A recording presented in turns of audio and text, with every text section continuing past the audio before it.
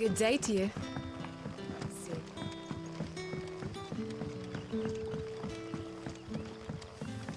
The crystals we get from the table. We had to dig a new cellar.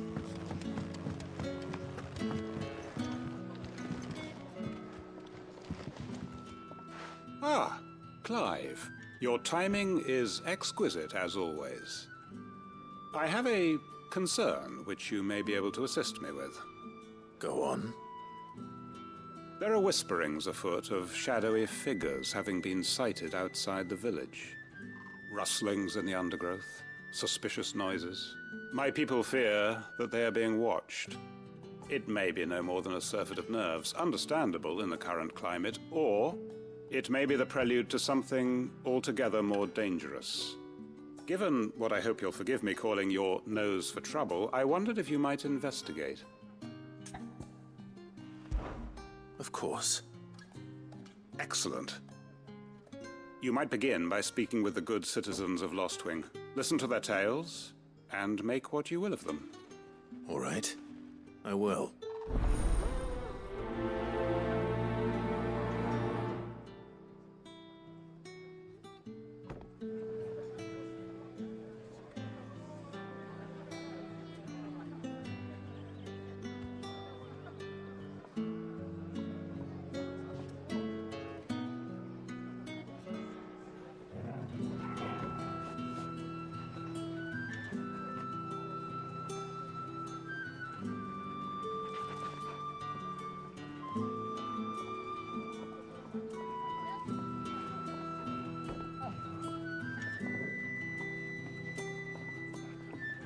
Hello, Sid.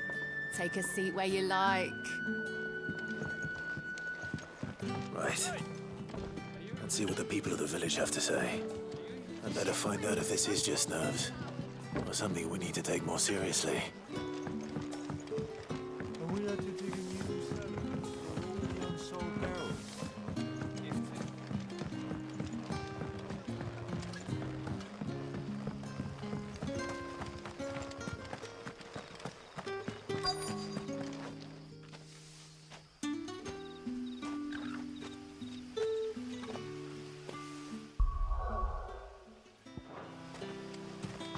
Word is, the Black Shields took a hiding in the hands of some pet. Excuse me. Quentin mentioned strange figures having been sighted near the village. Have you seen anything? Nah, not me, Gov. I heard the rumours, though. I'm here most days, right next to the gate, and I ain't seen nothing out of the ordinary. Don't worry.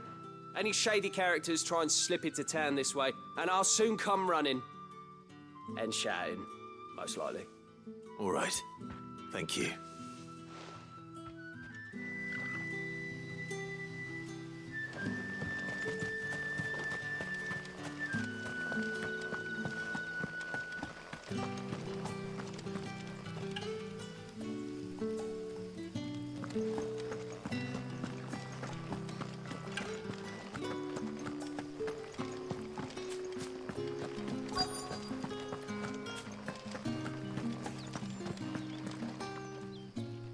Do you have a moment?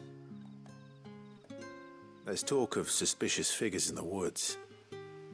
Have you seen anything out of the ordinary? No, but I've heard something. Sound of scraping metal, like someone sharpening a sword. Where was this? In Lorbert's Pass. Was out foraging for herbs when I heard it, screeching out from between the trees. Ran back here as quick as my legs would carry me, and I ain't been back since. I see. I'll look into it. Thank you.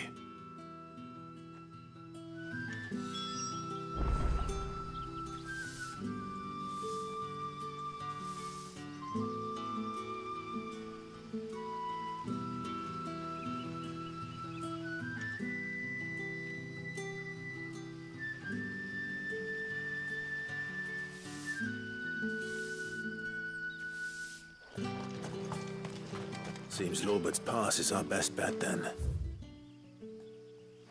What do you say, Torgal? Shall we go and investigate? This is no time to ride.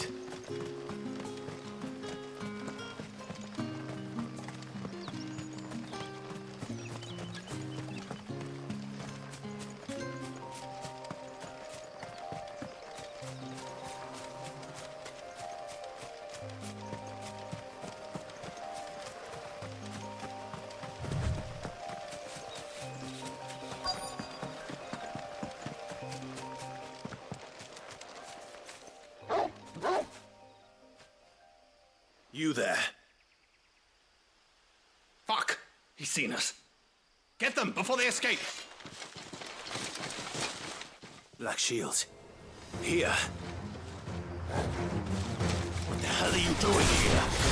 What is it to you? Not that we give a damn. All that matters to us is that you don't leave here alive.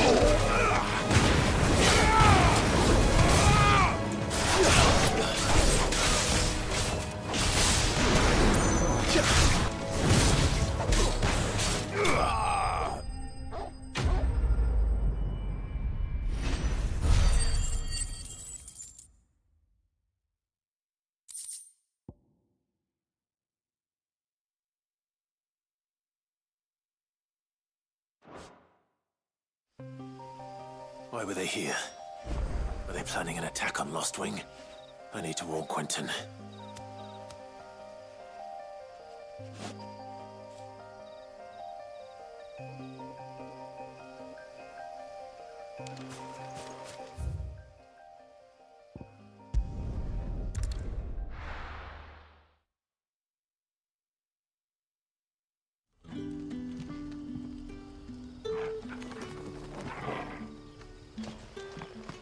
Good day to you.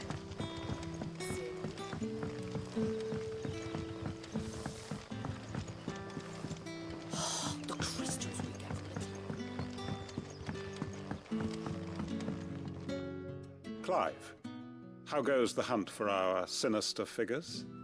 I found some Black Shields hiding near Lorbert's Pass. They're gone now. Black Shields. The Empress's former bloodhounds. Though they serve another master now. One who means to root out and destroy both me and those I care for. And it would appear the pack has finally caught the scent of its prey. Damn it all. I had hoped I would have more time than this. More time to prepare. But if we are cornered, we have no choice but to bite back. And bite back we shall. I'm sorry. You're going to need to explain. Who did the Black Shield serve now? And why would that person want you dead? Because I want him dead. Who? The former Lord Chief Justice of Sanbreque. All that I have built here is for him. I don't understand. Why him? Why Lost Wing? I suppose it is better that you know the truth. I was a member of the judiciary once. So sickened was I by the injustice of this world, I swore to fight it. And fight it I did, in my own small way. I saw more than a few corrupt officials condemned to the very cells into which they had thrown blameless innocents. Men to whom the law was but a scourge to turn against the powerless. And throughout, it was the Lord Chief Justice who backed me, who was my one true ally in the quest to see justice done. So what changed? I discovered that he hunted bearers for sport. I was a fool to think he shared my hatred of venality and vice. His support for me was no more than a facade, a means of ridding himself of his rivals, a mask to hide the rot beneath. I filed suit against him immediately. His response, however, was rather more visceral. He had my entire family slaughtered, and he faced no punishment whatsoever. I lost everything. My loved ones, my livelihood, my position, the faith I had once held that any modicum of justice might be achieved through the courts. So I set about enacting my own. I tracked down every soul who served him, and slit their throats myself. But the man himself proved an altogether more difficult target. With money and power come protection, and so I saw that I would need an army of my own. I came here to Lostwing and began recruiting like-minded individuals. And everyone here knows this is why you do what you do. Of course. They too have lost loved ones to the bearer hunts. Seen faultless friends sent to the gallows to spare the guilty, all under the watchful eye of the Lord Chief Justice. Our wounds are the same. And our cause is the same. We are comrades, and our revenge is already in motion. We know where he hides, how numerous and well-trained his guard. What we did not know until now, however, was that his plans may already be in motion too. Quentin. Our time is short. He may move against us at any moment, unless we move against him first. My friends and comrades, it begins. Make ready for war.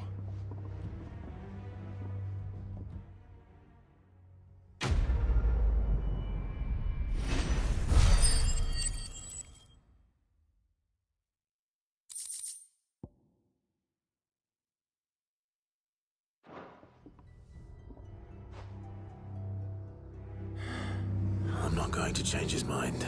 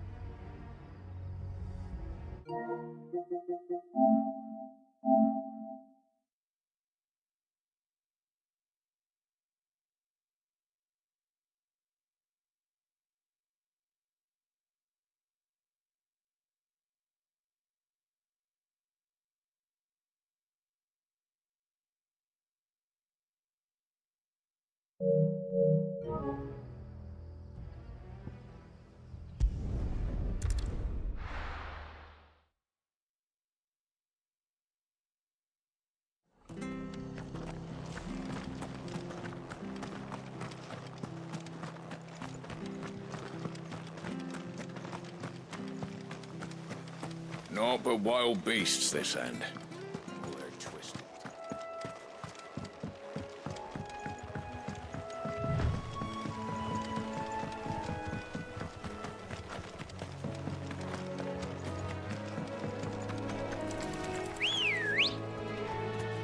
Let's go.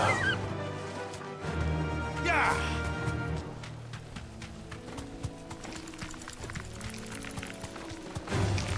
Time to fight.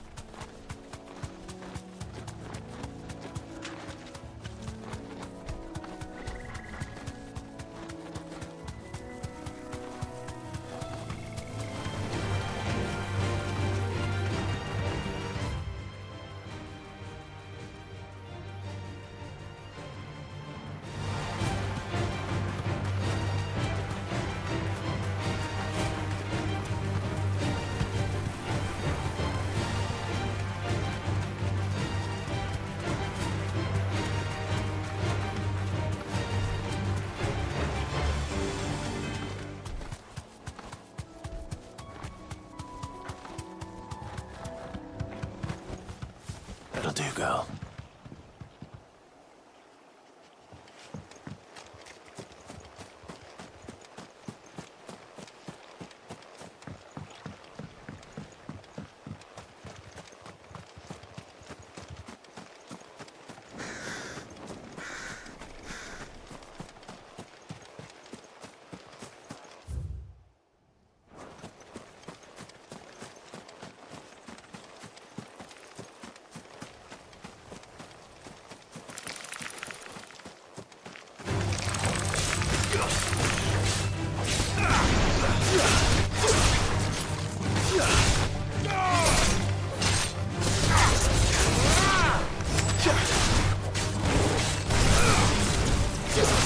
It's over!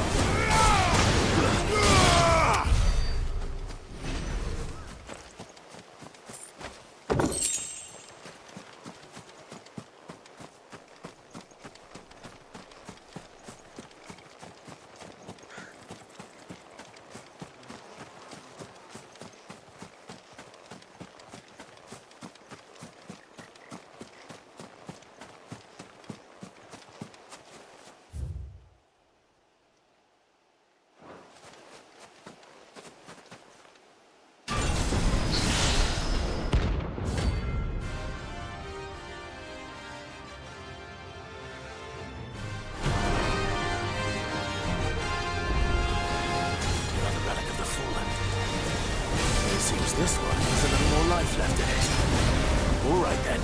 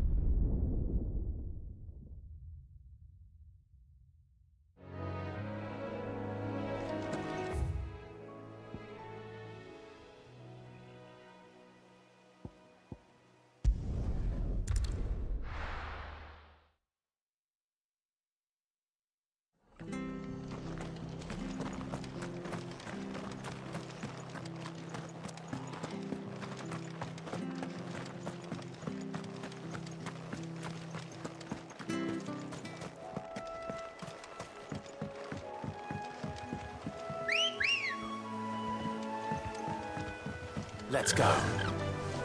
Run like the wind.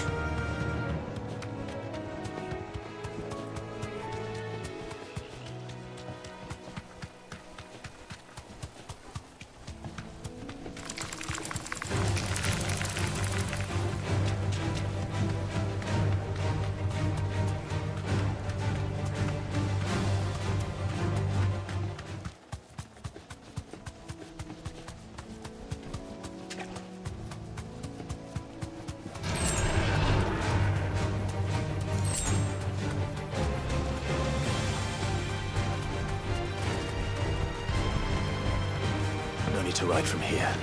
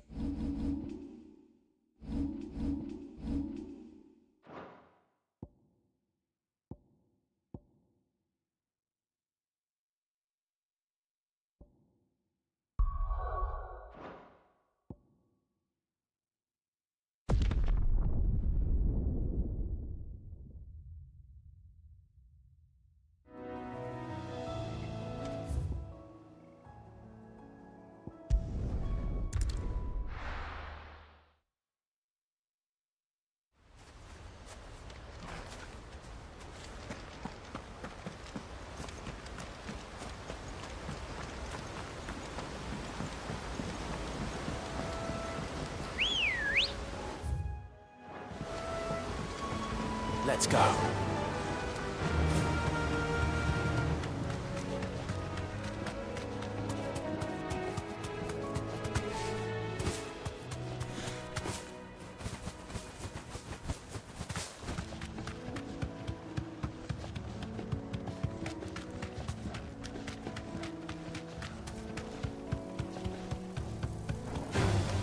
Time to fight.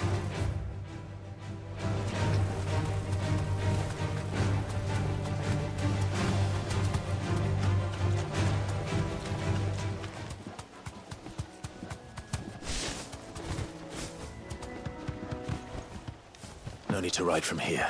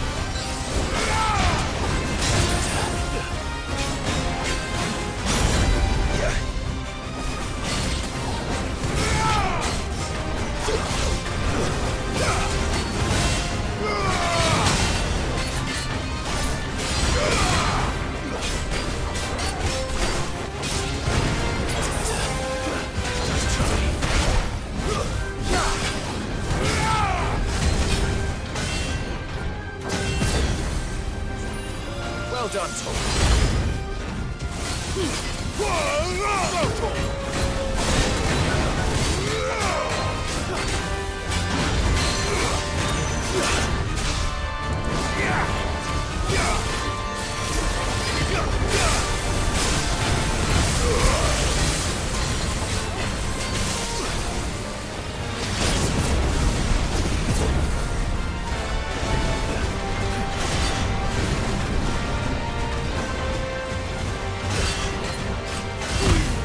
Yeah!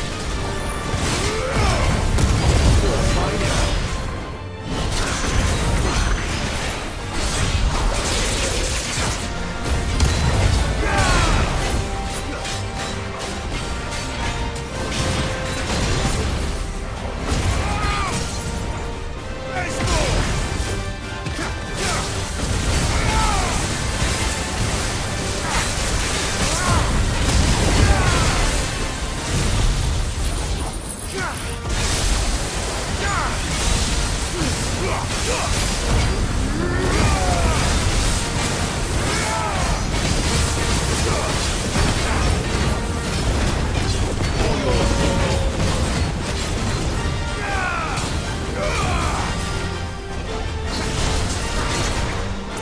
slow.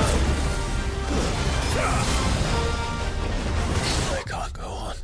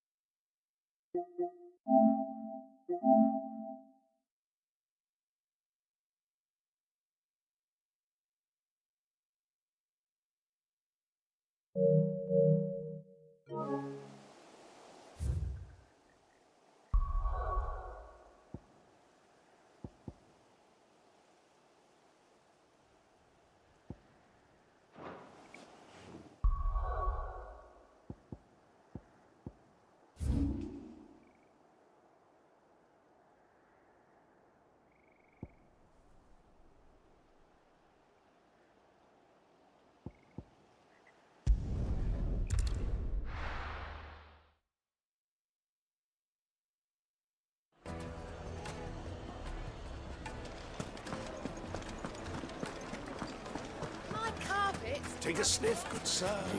Entrance. Gone, just like that. And without so much as a by your leave. What's the matter? It's my apprentice. He up and vanished while my back was turned. I'd go and look for him myself, but I've got a bakery to run. A bakery that's now short one pair of hands. Loath though I am to rely on the kindness of strangers, I'm at a loss. Please, will you see if you can find him?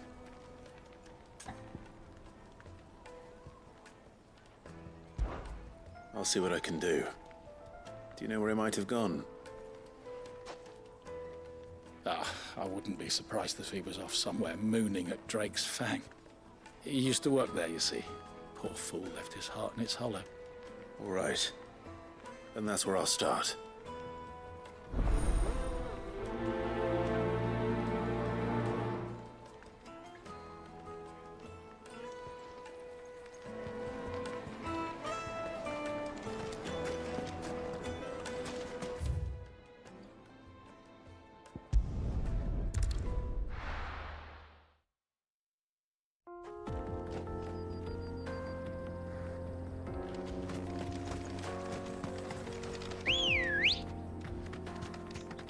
Come on. Faster!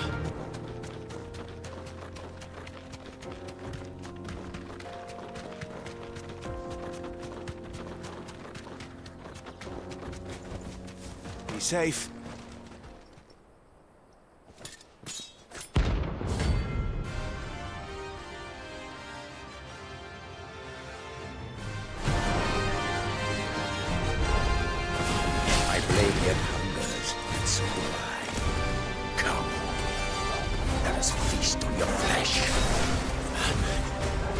Your feasting days are over.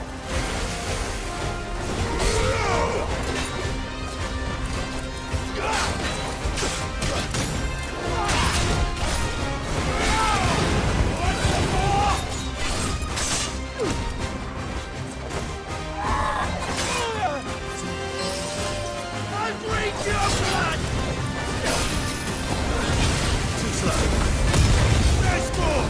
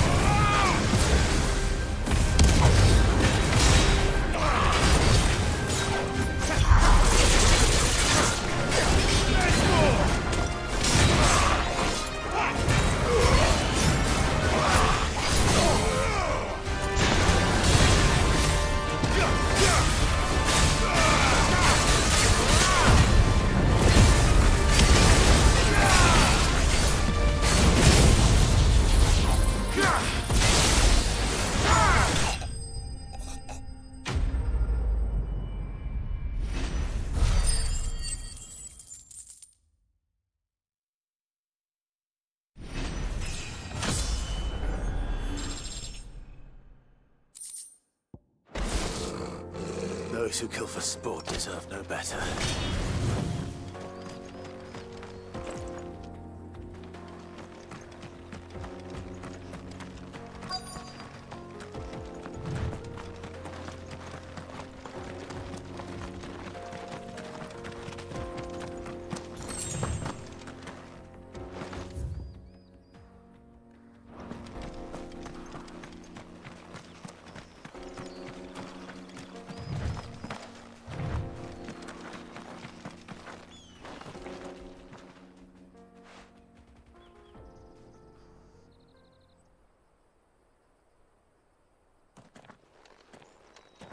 Excuse me.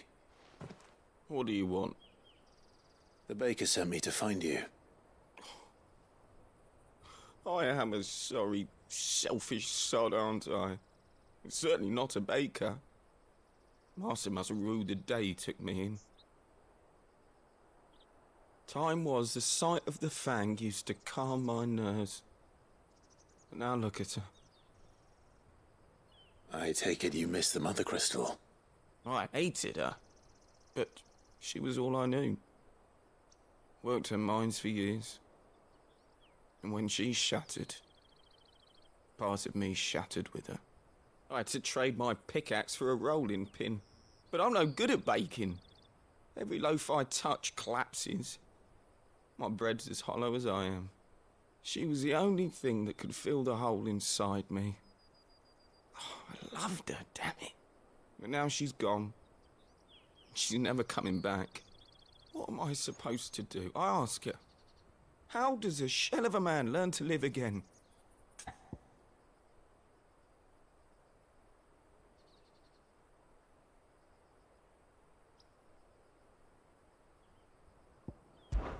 Try to remember the good times. Do that, and the Mother Crystal will be with you no matter where you are. Even in the bakery.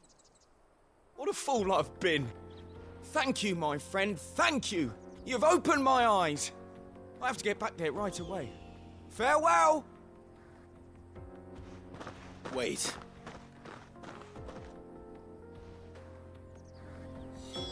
Suppose you won't be needing an escort then.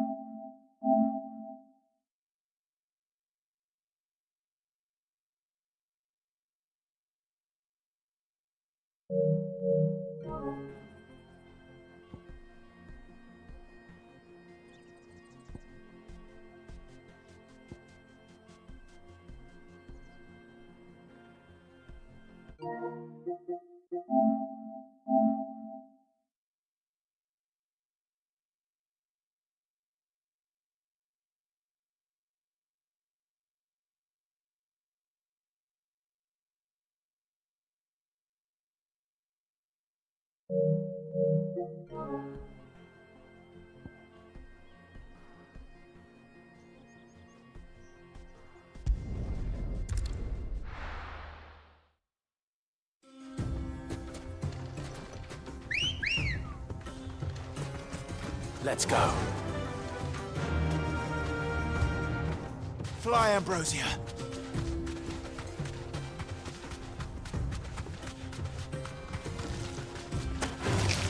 Time to fight.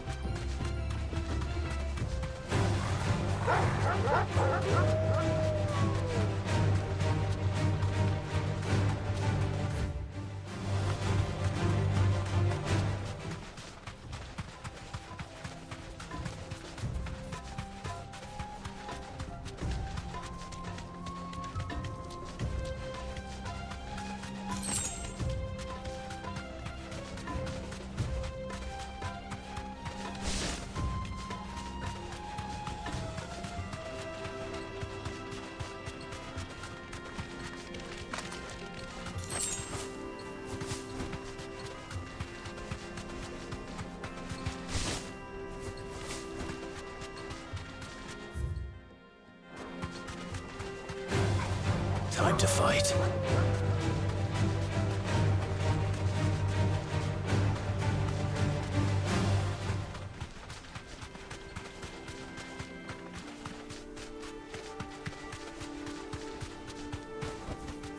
Be safe.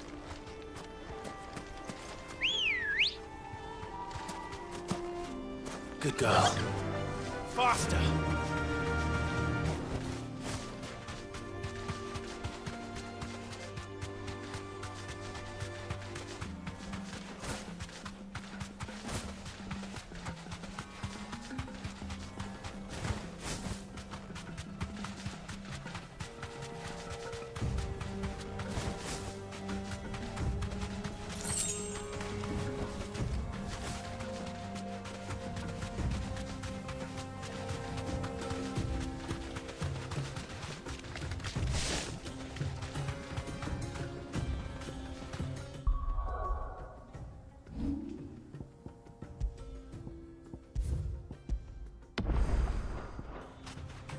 Straight home now.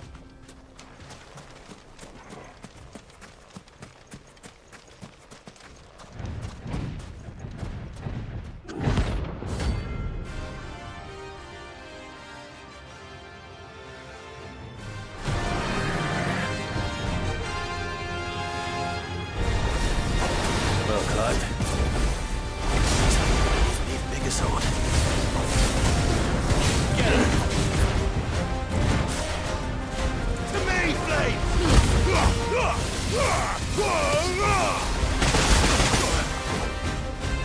Wait!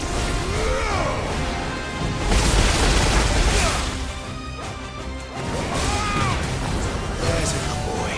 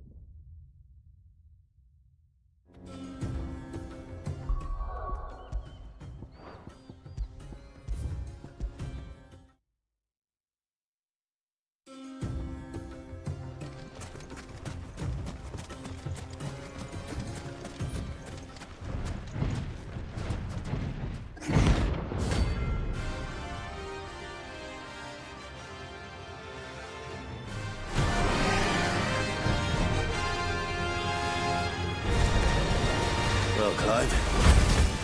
It looks like you're gonna need an even bigger sword. There's more!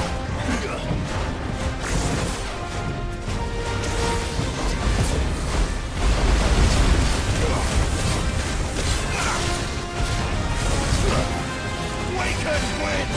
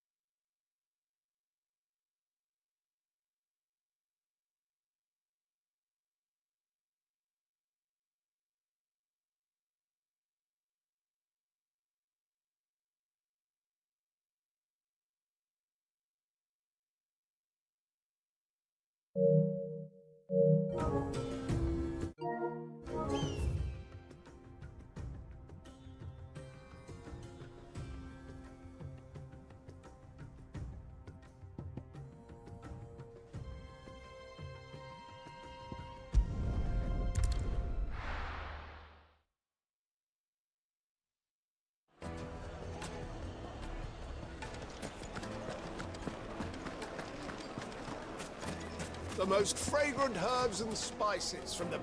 Ah, there you are. The man who lit a fire under my wayward apprentice. Though I worry you might have stoked the flames a little too high. He damn near ran me down trying to get to my oven. Master, it's ready. Behold the Drake's Balm. A truly unique creation. I dare say it is. Just look at it. A perfect likeness of the Fang herself. Her steepled peaks, her fulsome spurs, her inviting hollow. True, my loaves collapse more often than not, but what's the Fang without her crater? Why, no Fang at all. And look, inside. She's filled to bursting with a bounty of beautiful crystals. Salt crystals! Master, I have found my purpose. I must use my work here to preserve the memory of the Fang.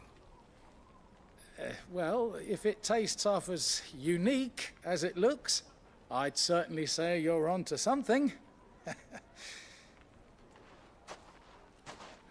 Not only is my apprentice back, but he's finally pulling his weight.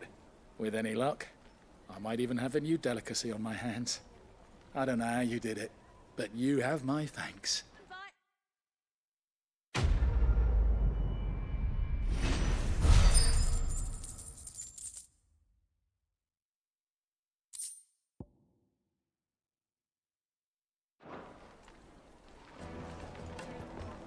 Now,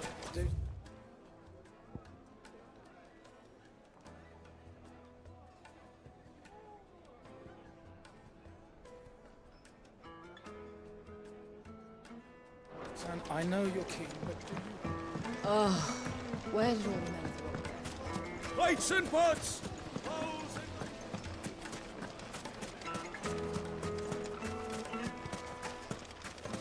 No, I'm telling you, it's gone.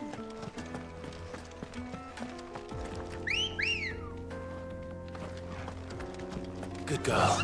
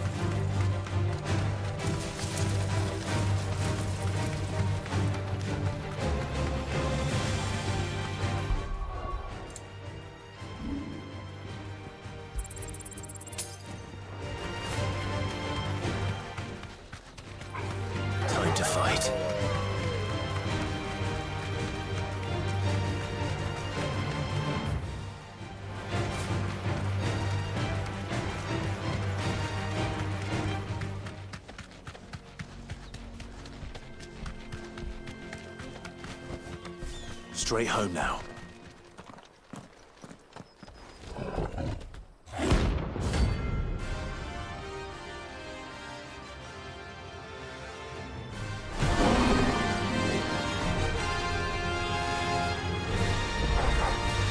Playtime for the pack, is it? Let me introduce you to mine.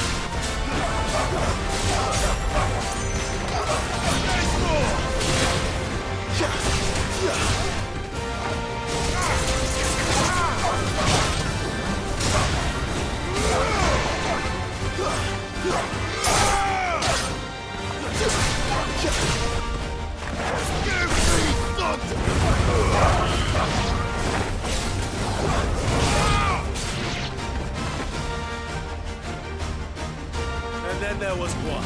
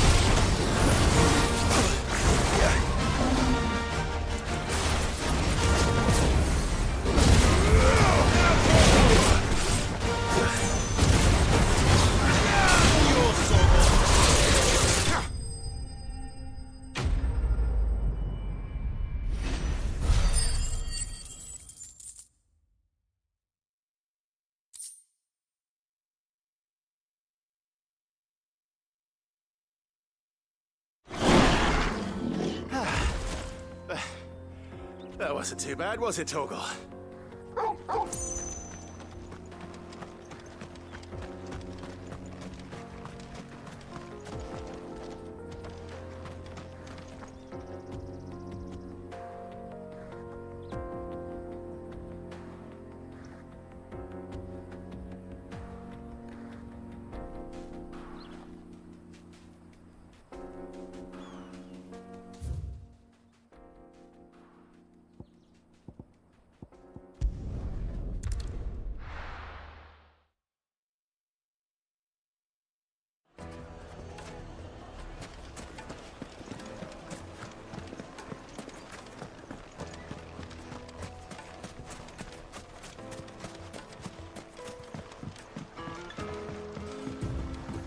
Looks like I found the river.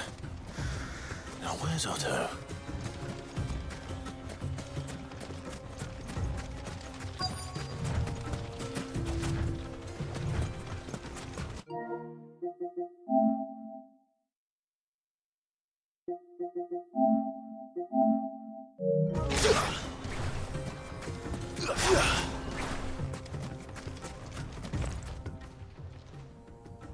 Otto, sorry I'm late. Ah, Clive. I had a quick scout about, and I reckon this area's our best bet. Seems Blackthorn's the only one who thinks smithing with his Stardust stuff's a good idea.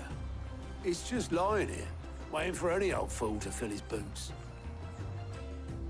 But unlike any old fool, you thought to bring a wagon. Well spotted. Now get filling.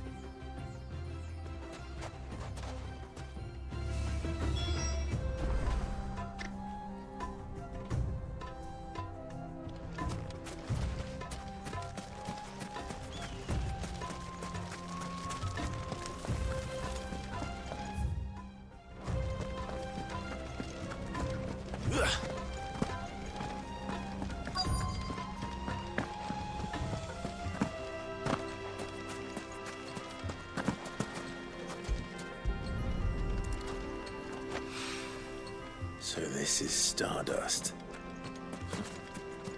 It just looks like black sand to me.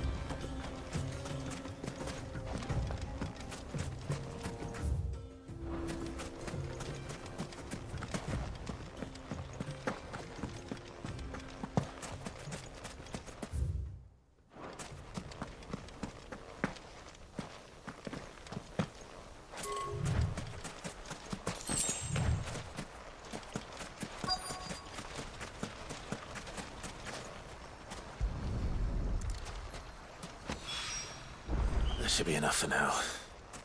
Let's see how Otto's getting on.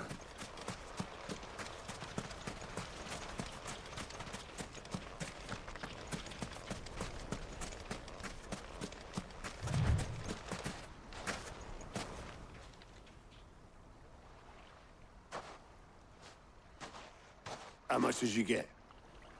Enough. I hope.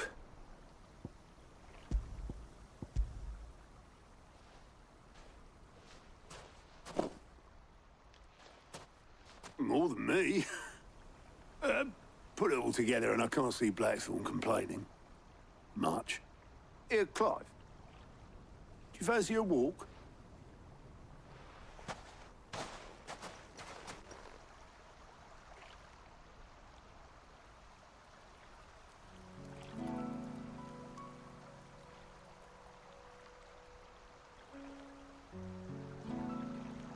Sid will be proud. Of what? Of you, you idiot. The way you've carried on what he started. When we first met, I had you down as a spoilt little puppy who enjoyed nothing more than biting the hand that fed you. But 5 years on, you're the one doing the feeding. So thanks for proving me wrong. You weren't wrong. But I changed. Thanks to Sid. And thanks to you. When I suggested taking on his name, you were the first to back me. And if you hadn't, no one else would have. I couldn't have done any of this without you, Otto. Yo, give over. You're making me blush. All I did was choose hope over despair. I gave you a chance, yes, but you're the one who took it. You took a rabble of homeless, hopeless outcasts and put them back on their feet. Gave them something worth fighting for, just like the old Cid did.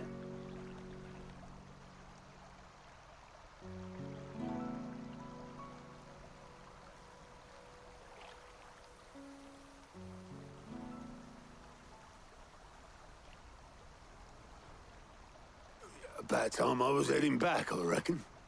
All this scrabbling about in the sand's taken its toll on the old pins. I'll see you back at the hideaway then. You can take a well-earned rest when you get there. Oh, I plan to. Believe you me. But I'll make sure Blackthorn gets his precious black sand before I put my feet up. He'll only moan otherwise.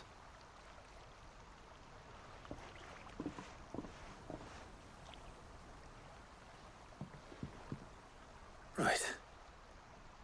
Ready to go home, boy?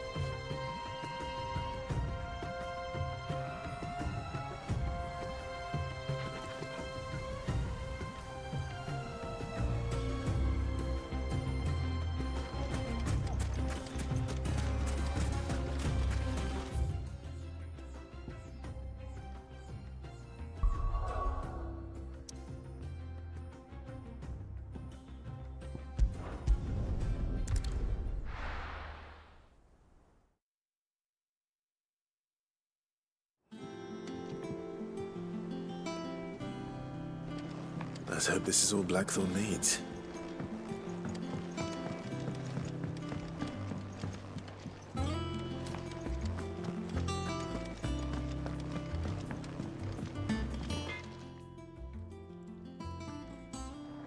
Blackthorn, got everything you need?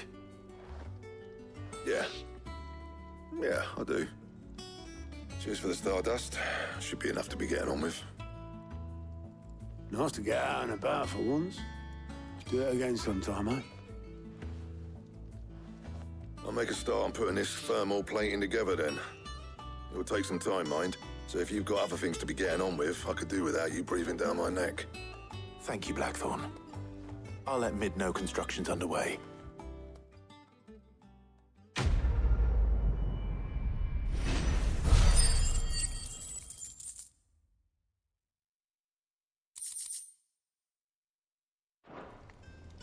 Suppose we'd better be getting back to work too. Give us a shout if you need anything.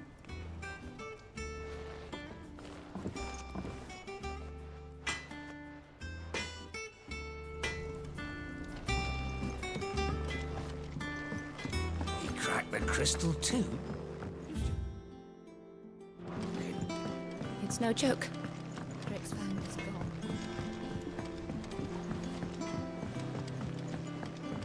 I went up to give some greens to the chocobo.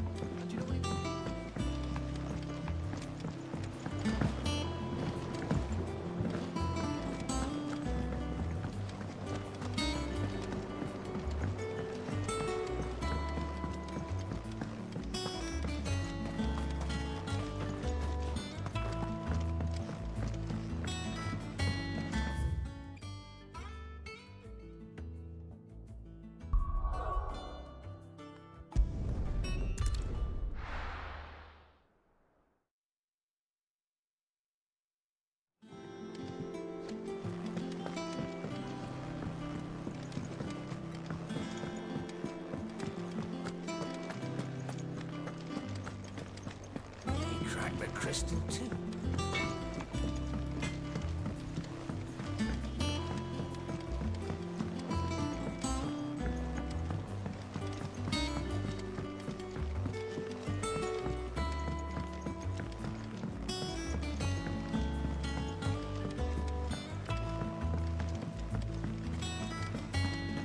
daughter's started reading books that don't have any pictures in.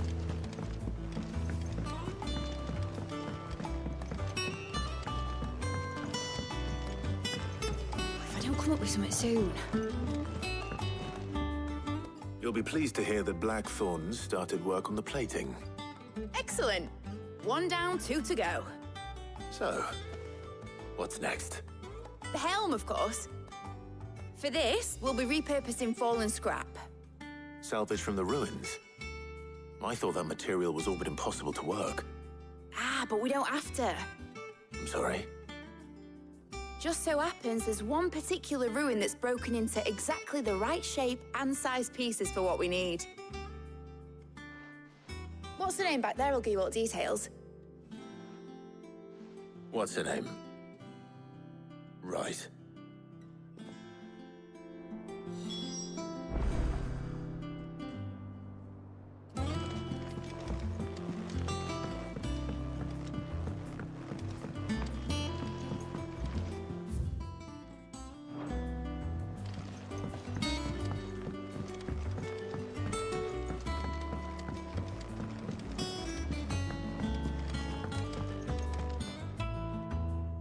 Oh, Sid, is this about the helm? Yes. Mid said I should speak with you. I'll show you the plans then. Here you see the mithril engine, in which mithril is burned to generate heat. That heat is then harnessed to produce motive force. Excess heat is dealt with by means of the thermal displacement stack, which disperses it into the surrounding air. Now, were we to rely on thermal plating alone to achieve this effect, the rate of excess heat buildup would far exceed the displacement coefficient of the plating. In other words, the reactor would overheat and eventually explode. This is where the helm comes in. It connects to the plating, you see, and serves as a sort of thermal sink to absorb all that excess energy. Our experiments have shown that fallen ceramics are remarkably thermophilic. They can withstand and absorb levels of heat far above anything we are able to make today. And not only that, they're also waterproof and immune to rust, making them the perfect material for our protective hood. Why, if sea or rainwater were to enter the reactor proper, it would vaporize instantly. The forces produced would tear the ship from stern to... You can stop there. I understand. Mid said we might be able to use parts of a fallen ruin. Where would I find it? Ah, yes. It's in Lorbert's Pass, near Lostwing. The thing is, well, I probably should have arranged to have the pieces we need brought here sooner. You see, a certain unwanted visitor has taken up residence there. It's no longer a matter of just walking in and taking them. It's, going to be considerably more dangerous than that. I see. Then I suppose I'd better deal with this unwanted visitor for you. Would that help? Oh, very much. Thank you, Sid. I'll gather my team and head there right away. We'll meet you outside the ruins.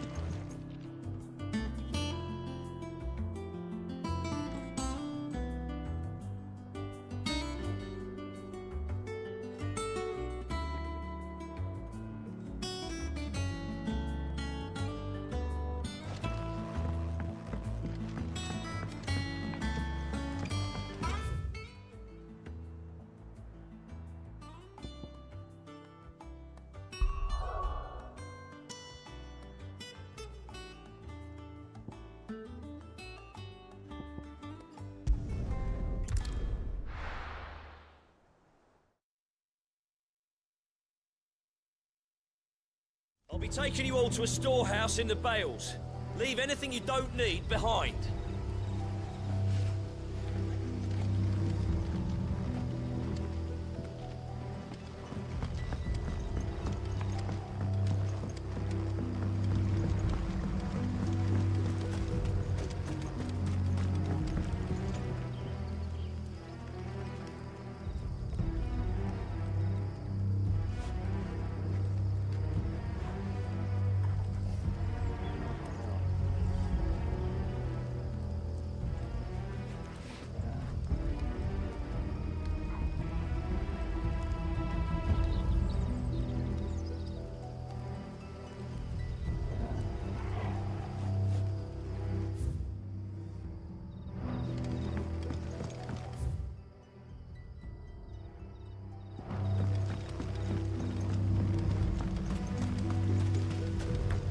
you're ready, we leave at once.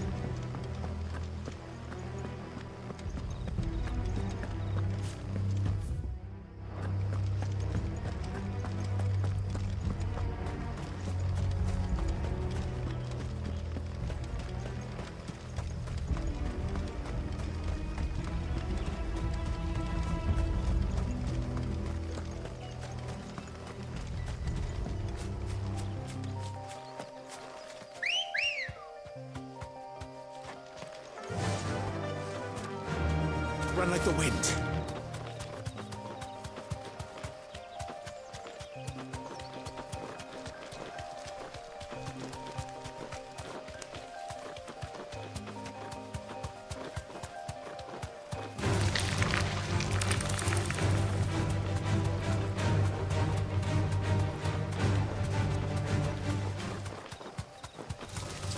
All right.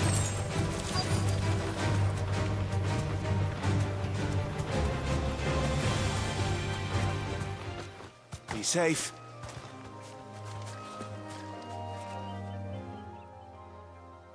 Oh, there you are, Sid. Thanks so much for coming. The, ruins are just over there, as is the creature I told you about, I'd imagine. Would you mind? Of course. I'll be right back.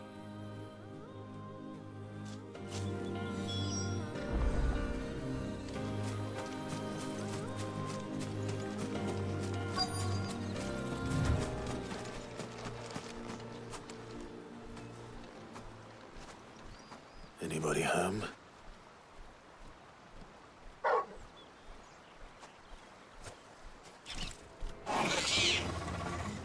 This must be our unwanted visitor.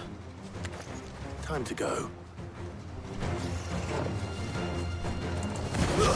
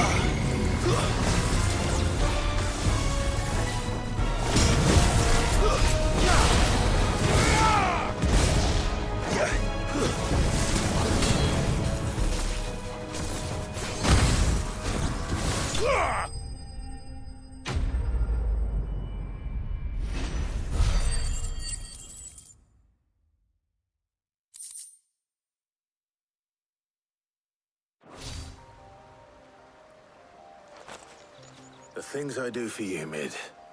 Sid! Oh, thank goodness you're safe.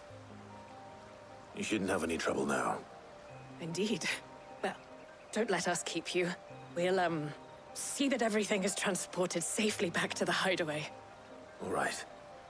I'll let Mid know you're on your way.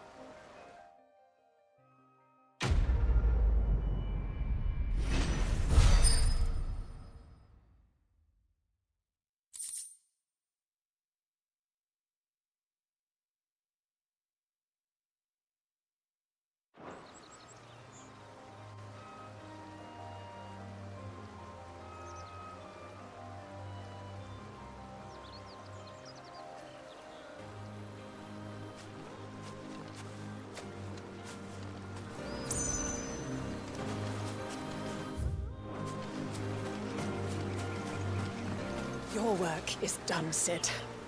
We'll take care of the rest. Let Mid know she'll have her helm very soon, would you?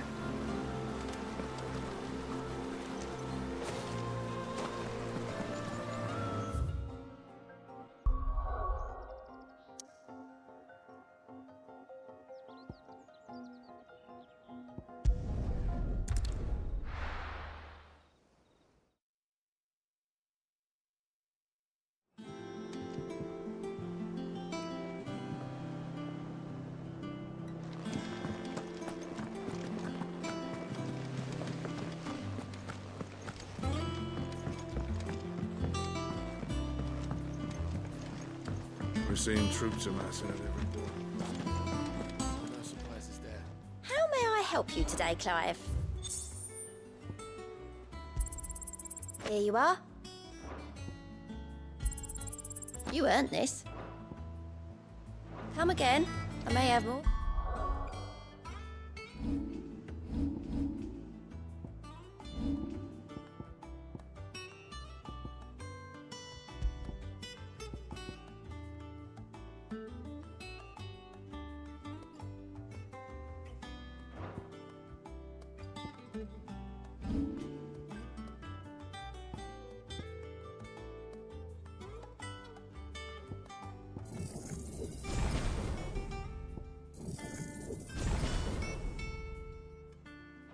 For ya.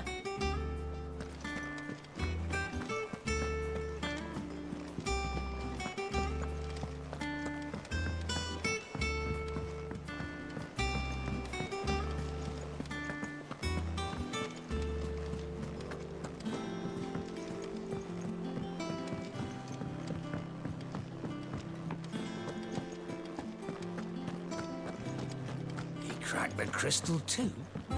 Joking. It's no joke. Drake's family is gone.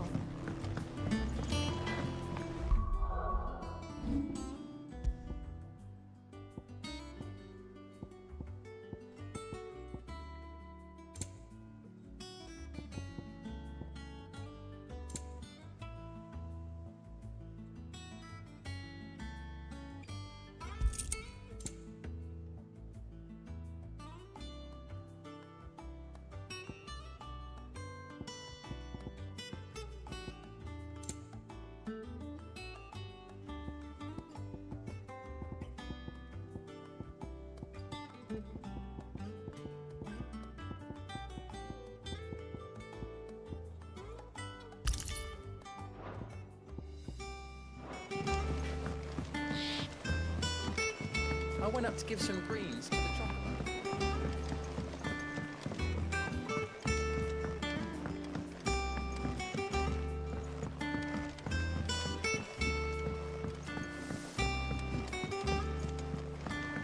Editors started reading books that don't have any pictures in.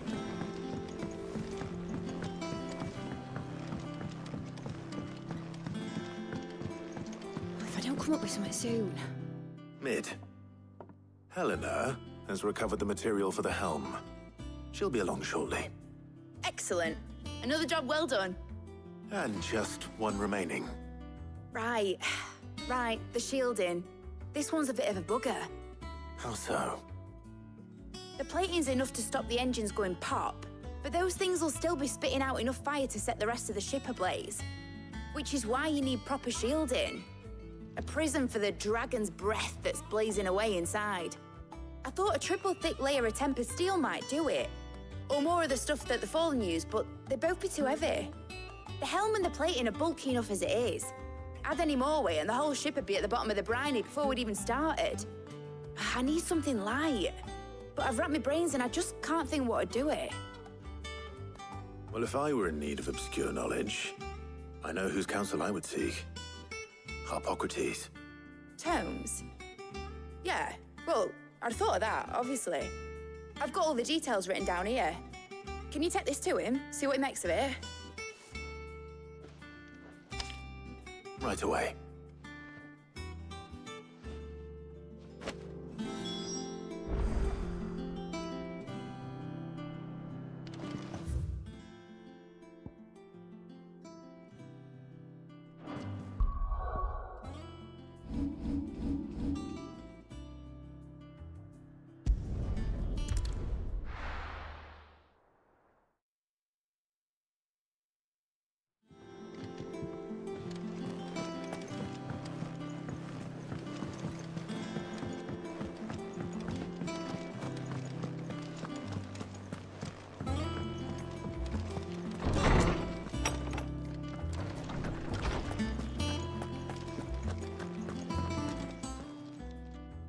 Harpocrates, do you have a moment? For you, Clive, always. Well, actually, it's for mid this time. Could you take a look at this?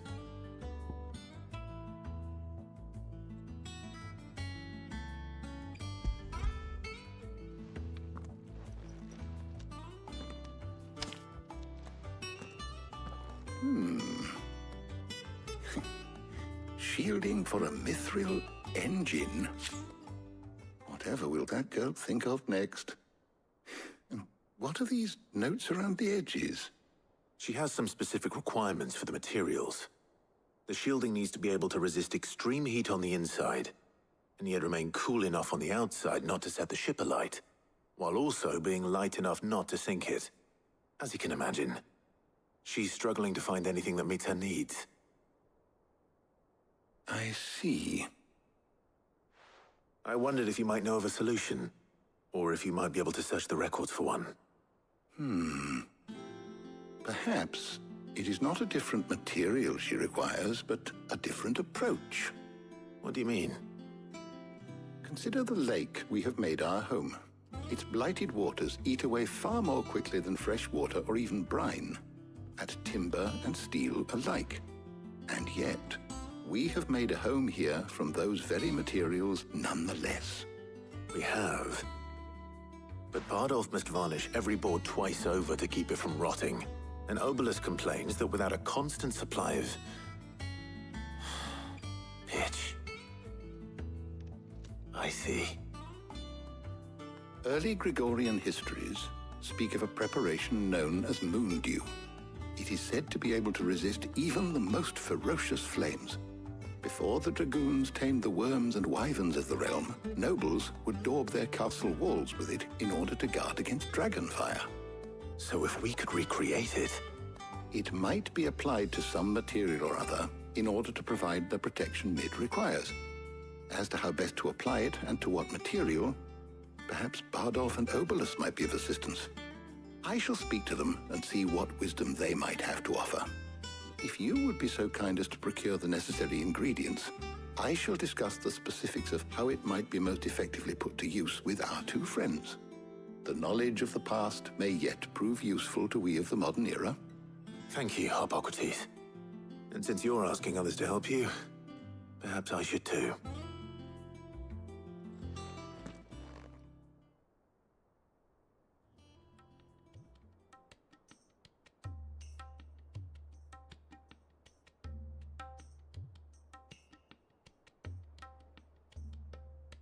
So you need a hand, do you? We do. I'll be heading to market for the ingredients we need. I could do with some help. And some company, too. The other can assist me in researching how best to prepare the shielding itself. Can we count on your aid? Always. Well, if Jill's game. Thank you. I am sure either of these fine young minds would prove indispensable in my research. I leave the decision as to who will go with whom in your capable hands, Clive.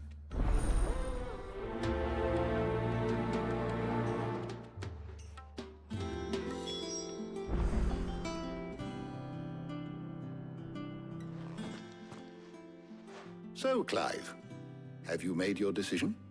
Who will accompany you on your little excursion? Take your time. It doesn't do to rush such things. Shielding that guards against even the most ferocious flames. We could have done with some of that on Drustinus. I doubt I would have survived that place with or without it. A trip to Northreach, though, I think either of us could handle.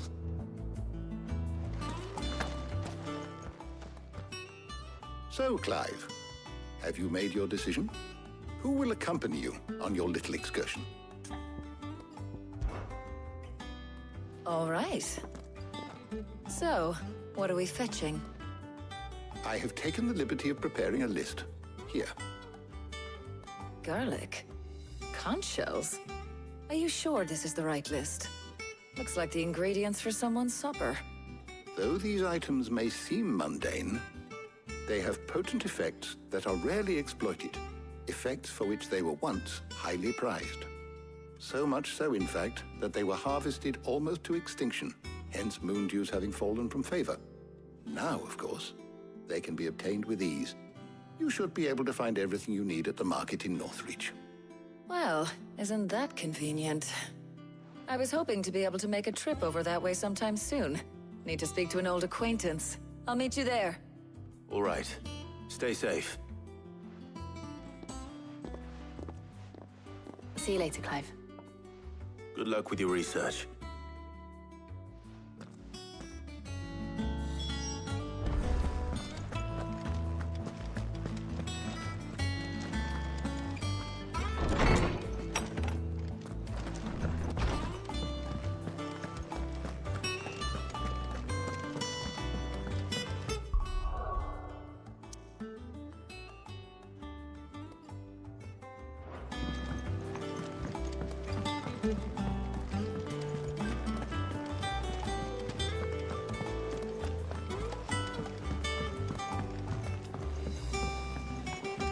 We're seeing troops amassing at every corner.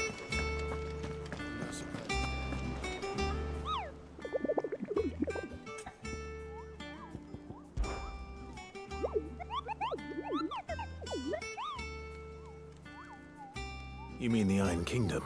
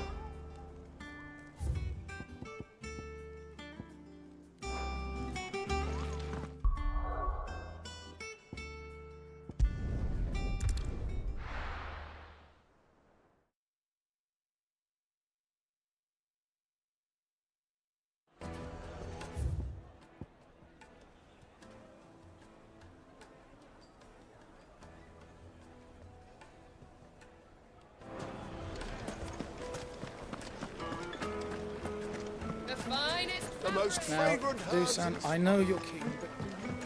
Oh, where did all the men go? Plates and pots!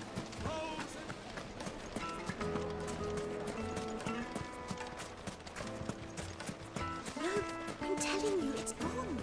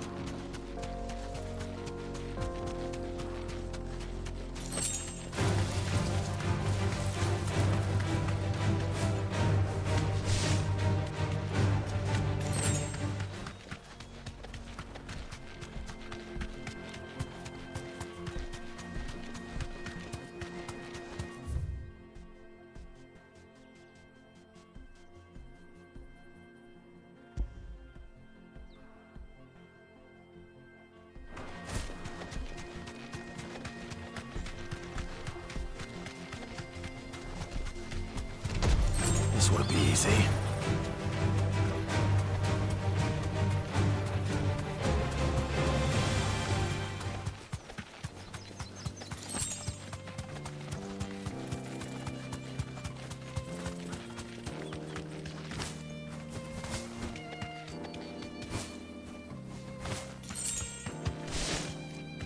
You deserve a rest.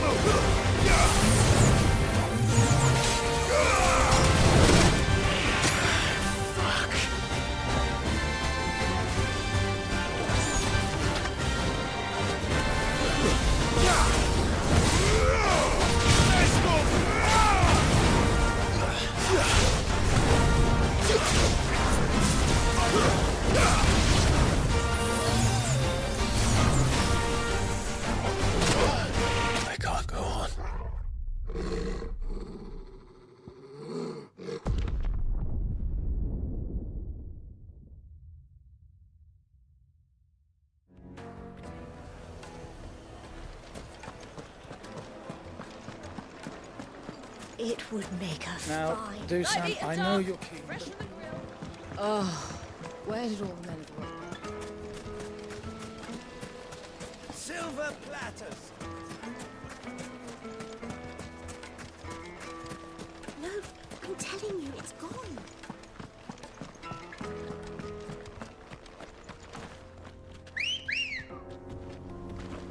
Ready, go?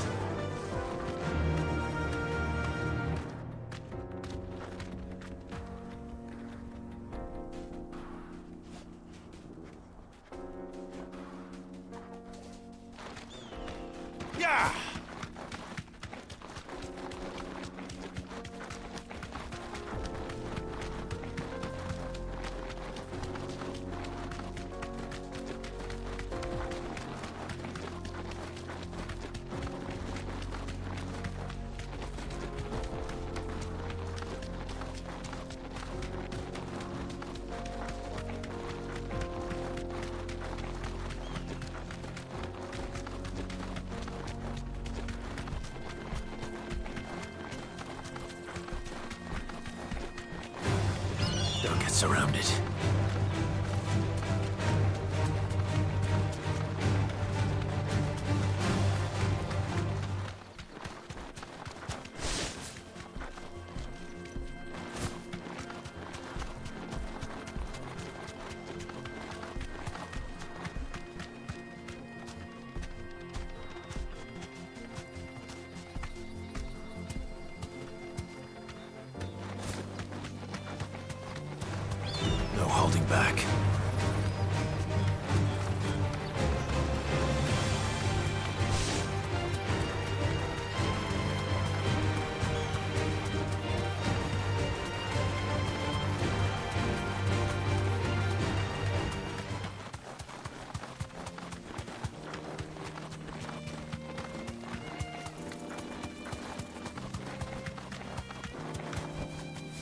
Straight home now.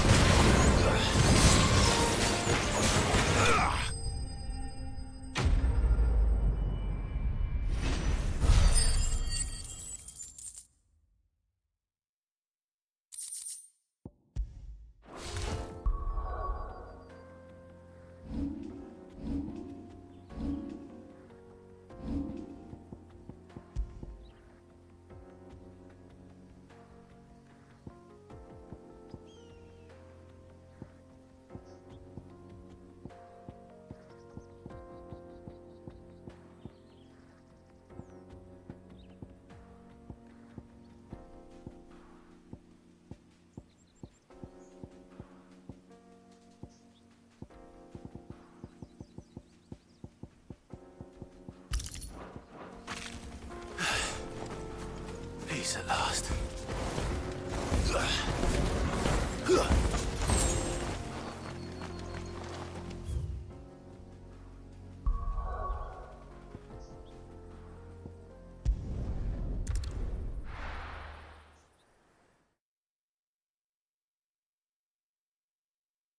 Now, where's Talia?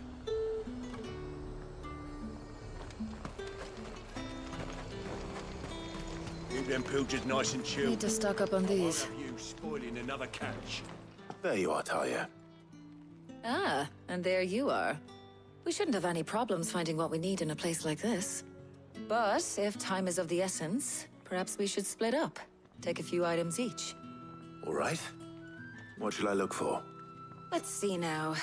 Why don't you take the garlic and the pepio nuts? Meet me by the gate when you've got them.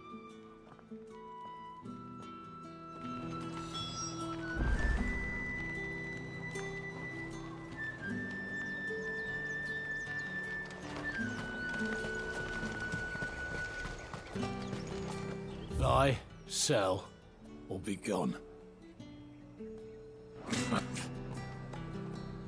Buy, sell, or be gone. Good riddance. There's talk. How the hell is anyone supposed to afford that price?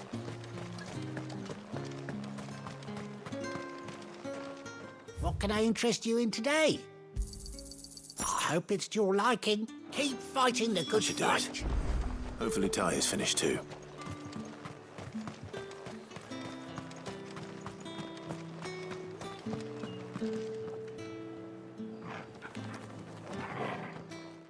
Well, did you find everything? I did. Here.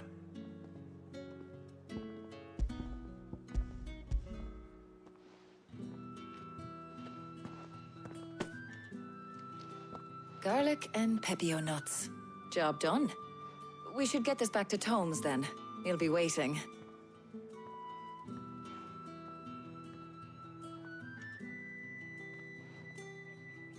But we're not in too much of a rush, are we? Quick chat.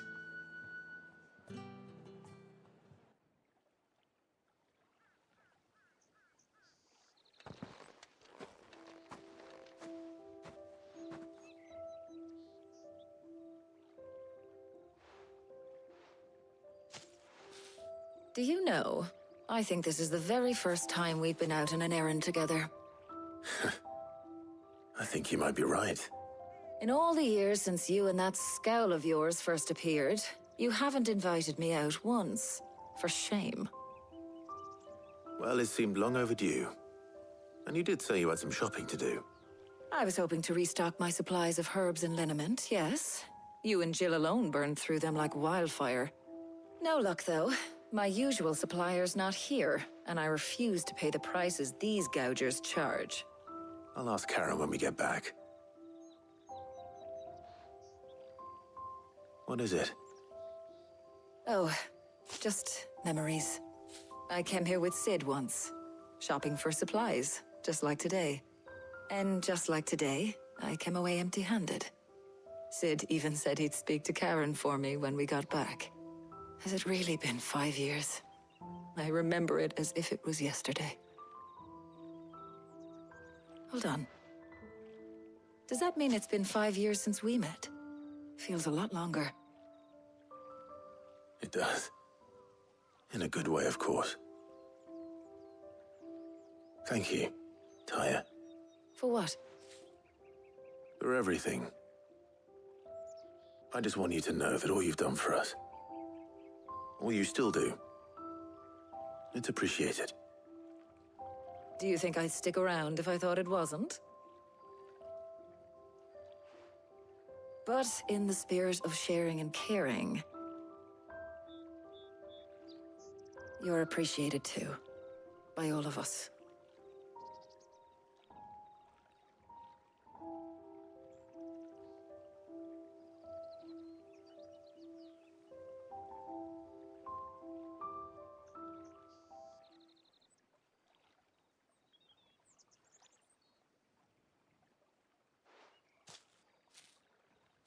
Well, I think we've tarried long enough.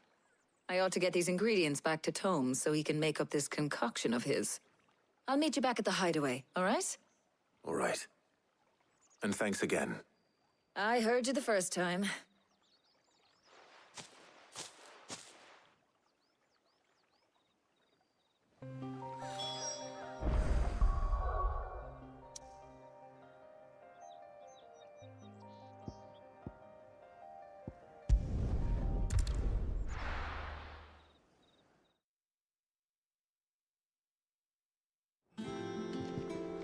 I wonder how Hippocrates is getting on with the moon dew.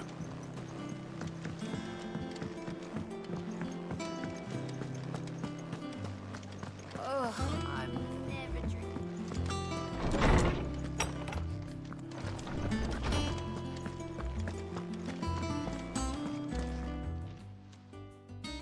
How's work on the shielding progressing, Hippocrates? Well, very well indeed. And thanks in no small part to your kind assistance. I was just explaining to Tarja how we might best go about preparing the moon dew. And now that we have all the ingredients, we may begin. You can count on me. I've mixed more than a few mysterious concoctions in my time. I'm sure you have. What about the shielding itself? Work is underway, under the watchful eyes of Bardolph and Obolus. Apparently, it'll be ready soon. Thank you.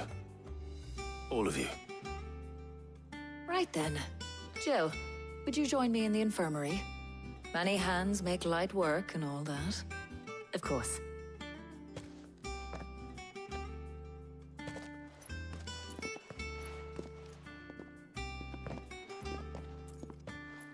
Oh, and Clive.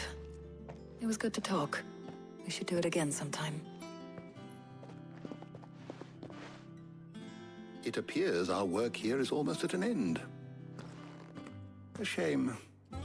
I was enjoying playing the man of action for once. When both the shielding and the moon dew are ready, it will merely be a matter of applying the one to the other. Followed by a rigorous process of testing and retesting, of course. Perhaps someone ought to warn young Mid of that. Leave it to me. Thank you, Hippocrates.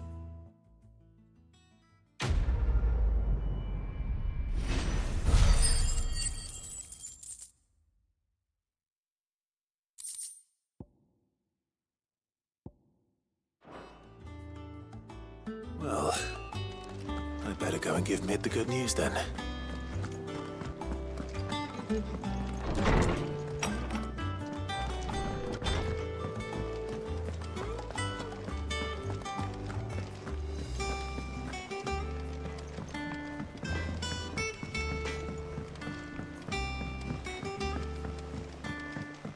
I went up to give some greens to the trumpet.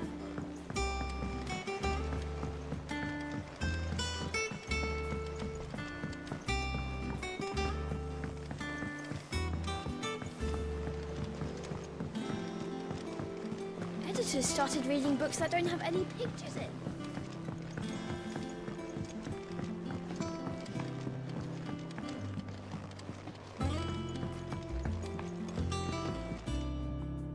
Sorry to keep you waiting, Mid. But you'll be pleased to know that work on the shielding is underway. You found something for it? In a manner of speaking, Hippocrates knew of a substance that's highly resistant to heat. A coating that should provide the protection you need. He's supervising the construction and testing of the shielding as we speak. Brilliant! I knew you wouldn't let me down. Don't thank me. I'm just the errand boy. Right then, better start working out how to bolt all these bits together. To the Black Hammer!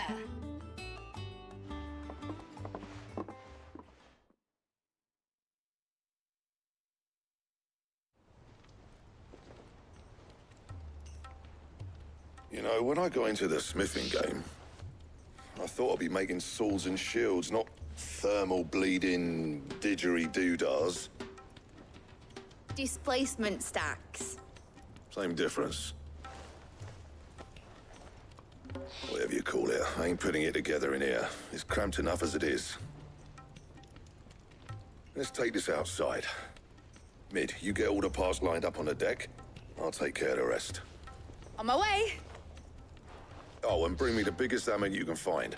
This is gonna require some precision walloping.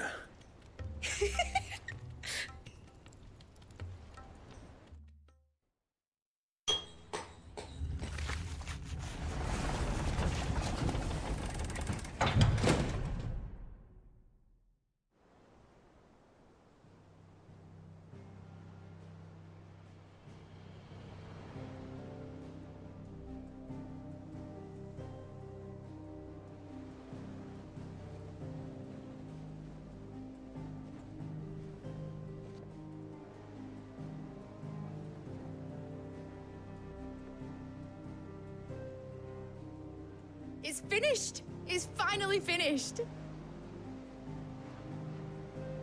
Thank fuck for that. I'll be feeling my hammer arm for weeks. Thank you, Clive, Blackthorn, everyone. That's one down and just 3 more to go. I'm sorry. Oh, didn't I tell you? The Enterprise has 4 mithril engines, and we'll be needing a displacement stack for each. You don't mean... Don't worry. Now they've got a finished one to work off. My gang in Canva can build the rest. Good luck to them, I say. Right, I'm off to get a sling for this elbow. Any other work comes in, keep it to yourselves, eh?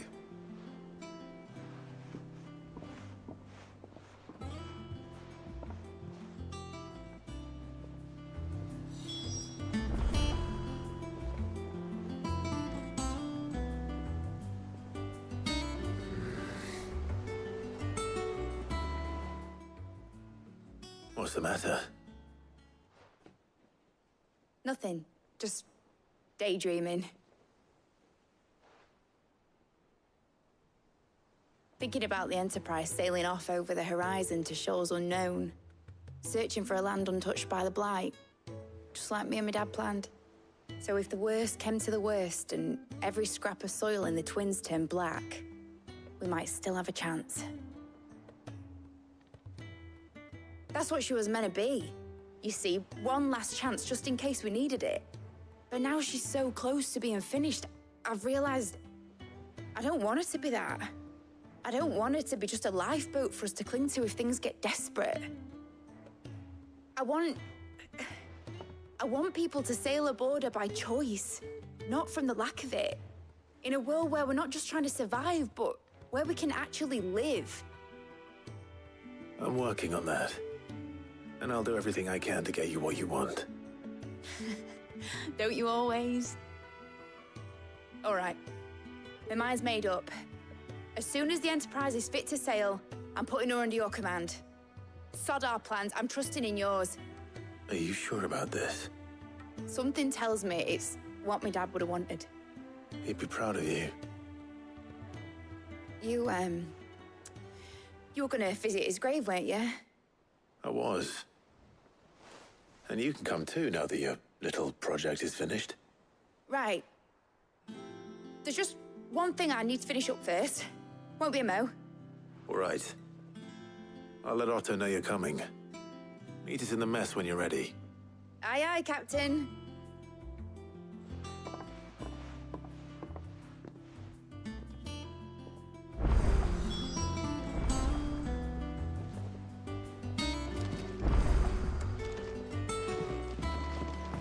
Mid told me she was building a ship.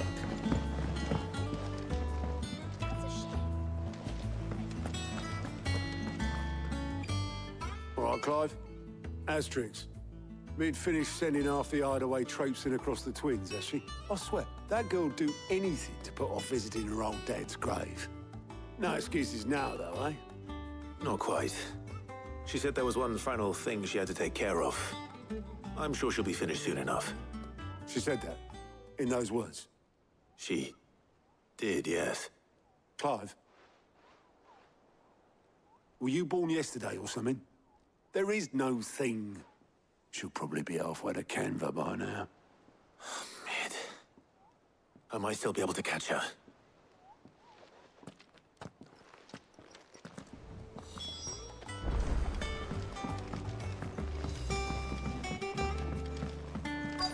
Is that the thing Tomes helped with? Obelith, have you seen Mid? Yep. In a boat, going that way. Then I'm too late. Oh, you in a hurry and all, are you? Oh, I offered to take her across, but she wouldn't wait. Just paid for a dinghy and rowed off. Oars going like the clappers. Got some life in her, ain't she? But anyway, I was on my way up to see you, as it happens. Got a letter for you. Urgent, by the sound of it.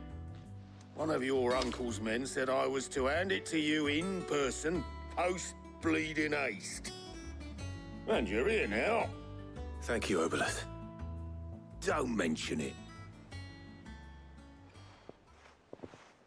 What tidings, Uncle?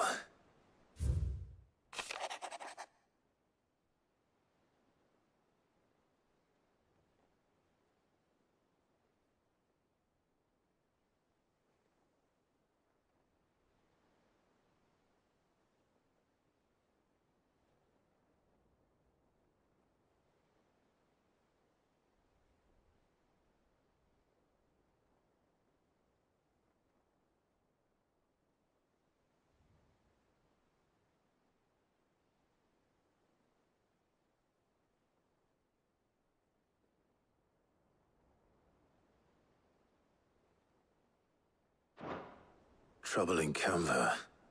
Well, I'll need someone to keep an eye on Mid.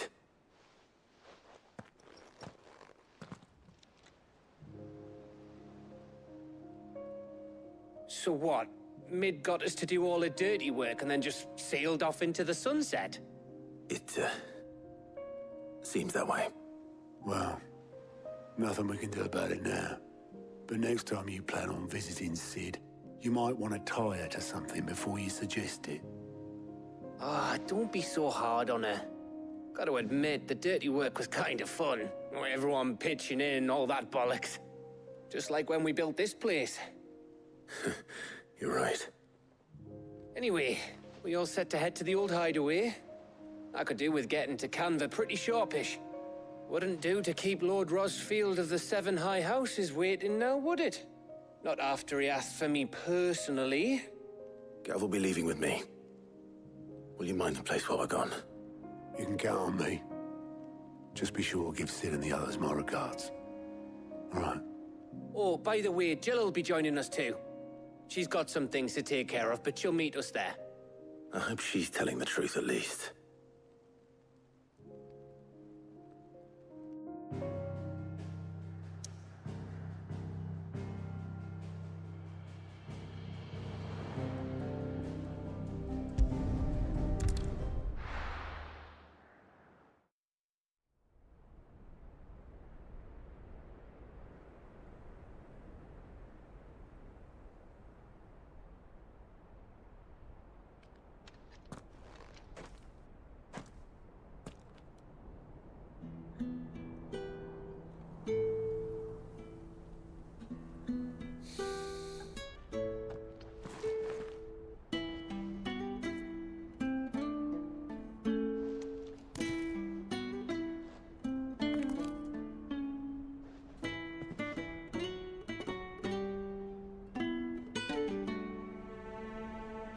Well, Sid,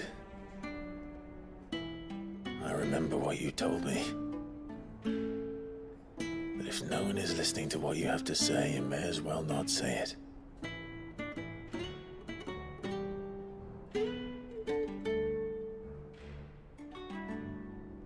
But I will say this, old friend. Hugo Cooker is gone. His shadow looms over us no longer. It's a pity the Phoenix can't be in two places at once. If he'd have been with us, maybe he could have done something for the Lost.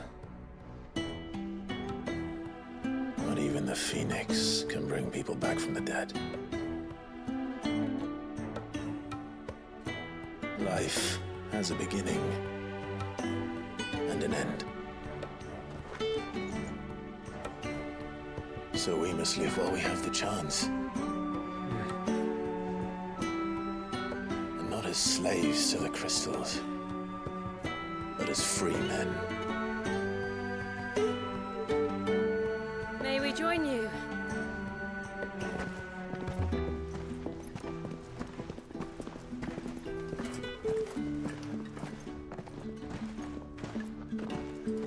Lady Karen, what a pleasant surprise. I thought I'd drop by and see how you were all doing before heading off to restock my supplies.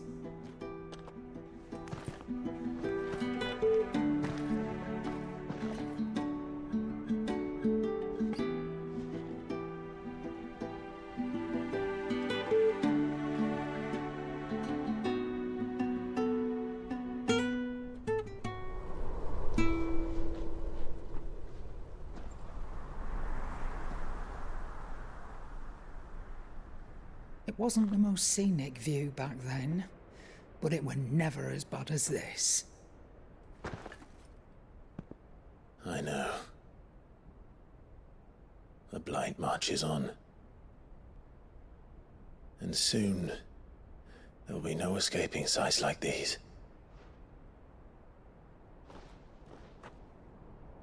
So our mission remains unchanged. We cannot stop until every Mother Crystal is gone, and their thirst for ether with them. The only one that remains in Storm is Drake's tail in the Crystalline Dominion. Our next target. We're going to Twinside. It's the capital of the Empire these days. I wouldn't like to think how tightly guarded they've got the place. Not that that'll stop you. But we do well to scout it out before you go charging in. We would indeed. If you're off to the Dominion, you can take this great lump with you. Goods. Oh, I am sorry. Have you forgotten you're the most wanted man in the Twins? I thought you might like to disguise yourselves as the attendants of a travelling trader, assuming you've no better ideas. You wanted to buy yourself some tools, didn't you? Well, now's your chance. You're letting me go with them? Oh, thanks, Nan. Stop that! You'll break me bones, you great galoot.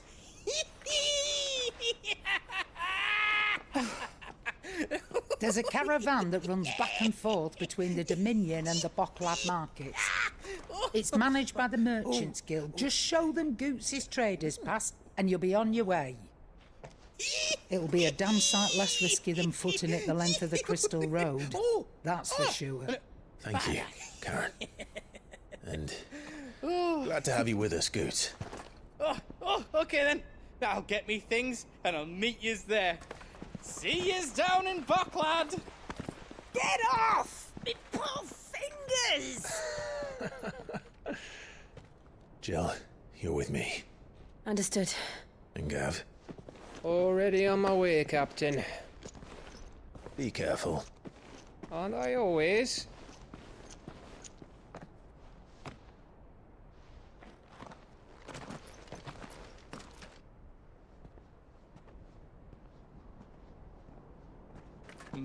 Do you see that, Sid? Your protege's making a proper little outlaw of himself.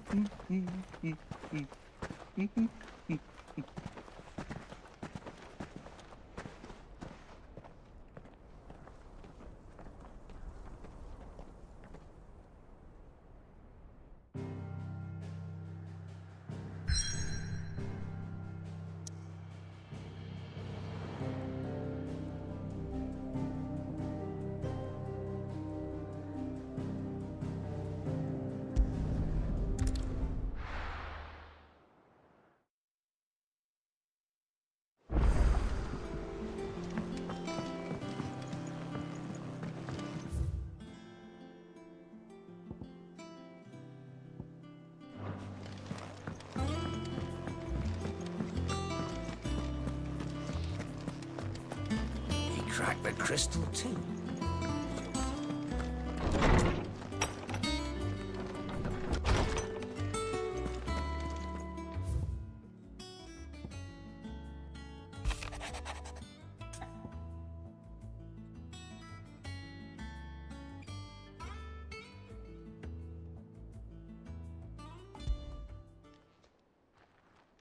Hopefully it's nothing. But I should speak to Blackthorn just in case.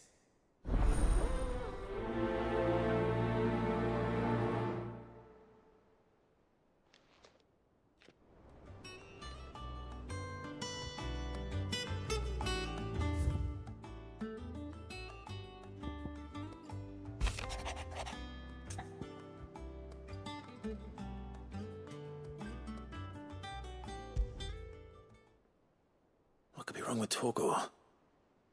He seemed well enough when I last saw him.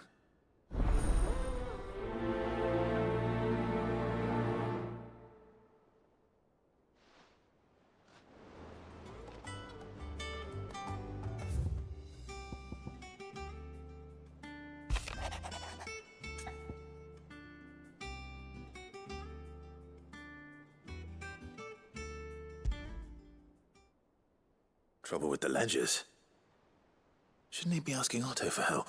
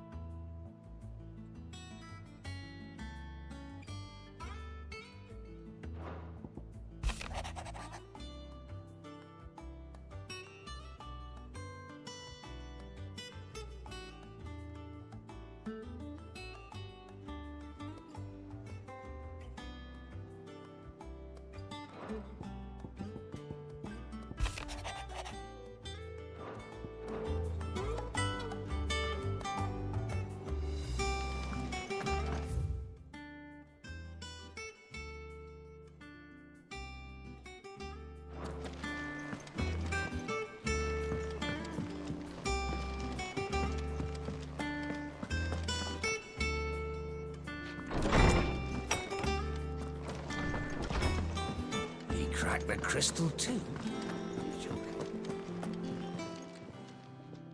I got your note. You think something's wrong with Torgal? So you can read. Congratulations. But I didn't say I were wrong with him. I said something weren't right. He's not been eating me treats. He used to love cracking the bones from Molly's boiled brown, but now he won't so much as look at them. Didn't like him. Which is why I'm of a mind that his mind's on something else. You've not been working him too hard, have you? No harder than usual. Is that it, boy? Do you need a rest? What was it you said he was? A frost wolf? That's what the lawsman seems to think. Then maybe this all has something to do with whatever it is that's woken inside him. I suppose things have been different since Rosalith. Perhaps Hippocrates knows something. Instead of everything, you mean? Perhaps.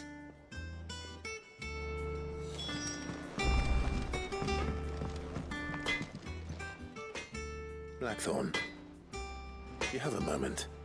Not really, no. This won't take long. I just wanted to ask how you're getting on. August was worried about you, that you might still be doubting your craft, even after learning the trick of that cuirass.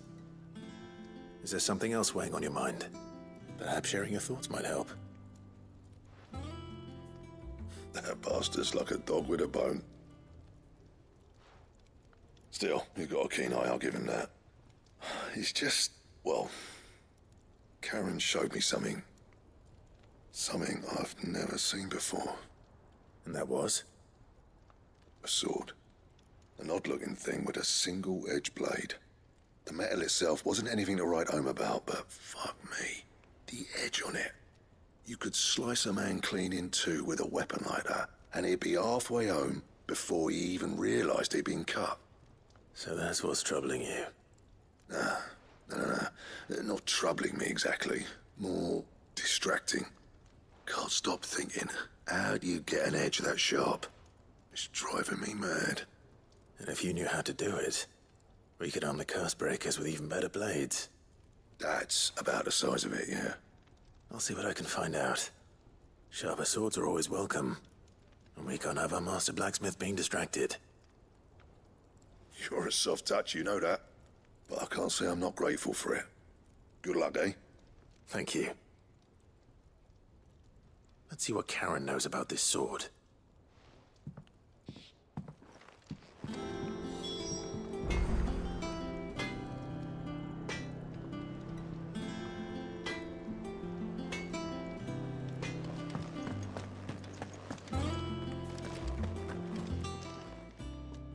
You're looking well, Karen. What do you want? Out with it.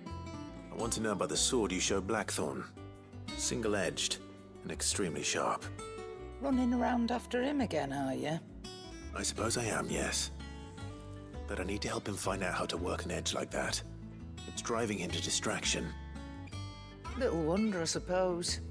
There's not many like that make it as far as the twins, and those that do go straight into private collections. Which made it nice and easy finding a buyer. Can you tell me who bought it? Where is it now? You think I tell people who my clients are? Suppose you're not likely to go nicking him off me, are you now? Fine. If you stop mooning at me like that.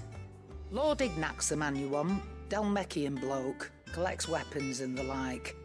And he's got more money than sense, which is why he's one of my favourite clients. Reckon he'll still be at the inn in Dalamil, where I left him. Thank you, Karen. Oh, and he's a touch eccentric, if you take my meaning. I appreciate the warning.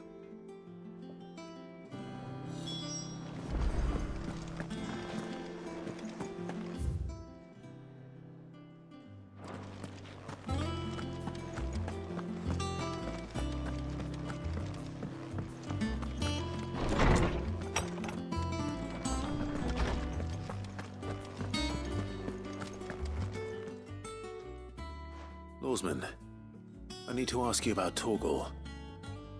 Something's not right with him. He isn't ill, is he? I don't think so.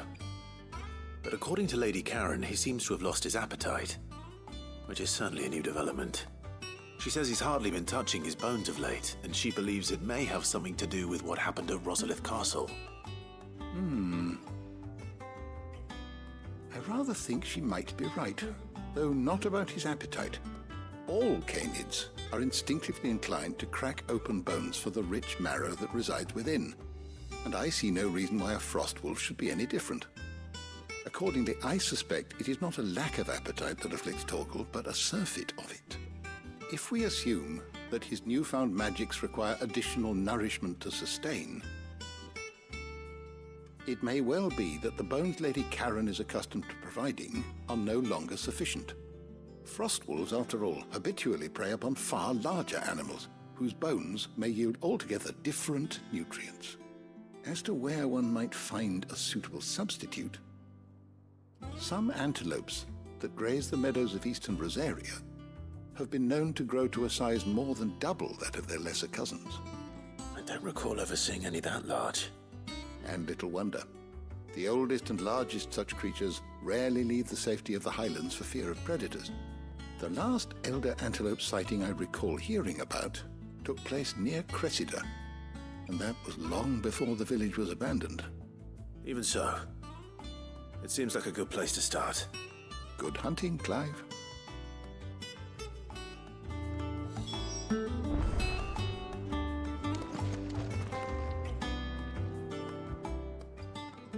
How good it is to see you, Clive. I only hope the bones of an elder antelope are alimentary enough for our faithful friend. If not, we may have to set our sights on something larger still.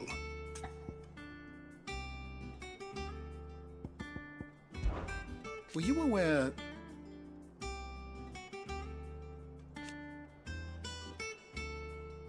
But what of the twins themselves?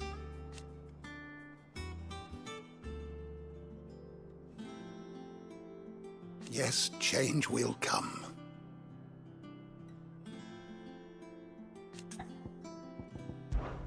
I have said it many times. His story is... I have a few new notes that might interest you.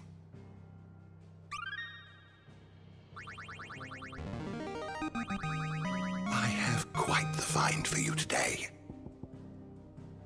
If you have a question for me, I should be happy to answer it.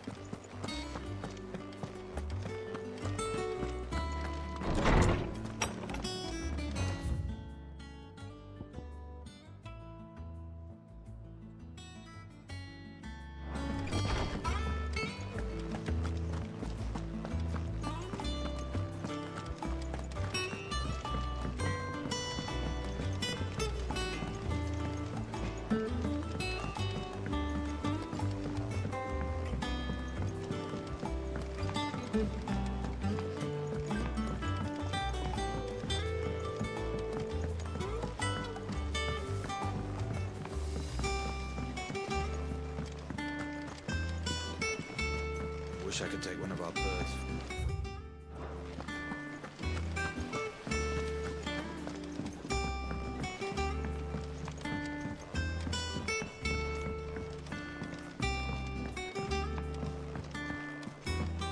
Well. Here, Sid. Reckon you might be just the man to help me out of a bit of bother, if you've a mind to. Let's hear it. Well, it's about this alembic the chief's got me making. Lovely bit of kit it is. Bung in a solution you want splitting, and it will separate it out, just like that. Problem is, it won't always get rid of all the impurities. And with some of the stuff we need it for, that ain't good enough. Which is why I've been looking for something to filter the liquid we'll be cooking off. And that's where I was hoping you could help me out.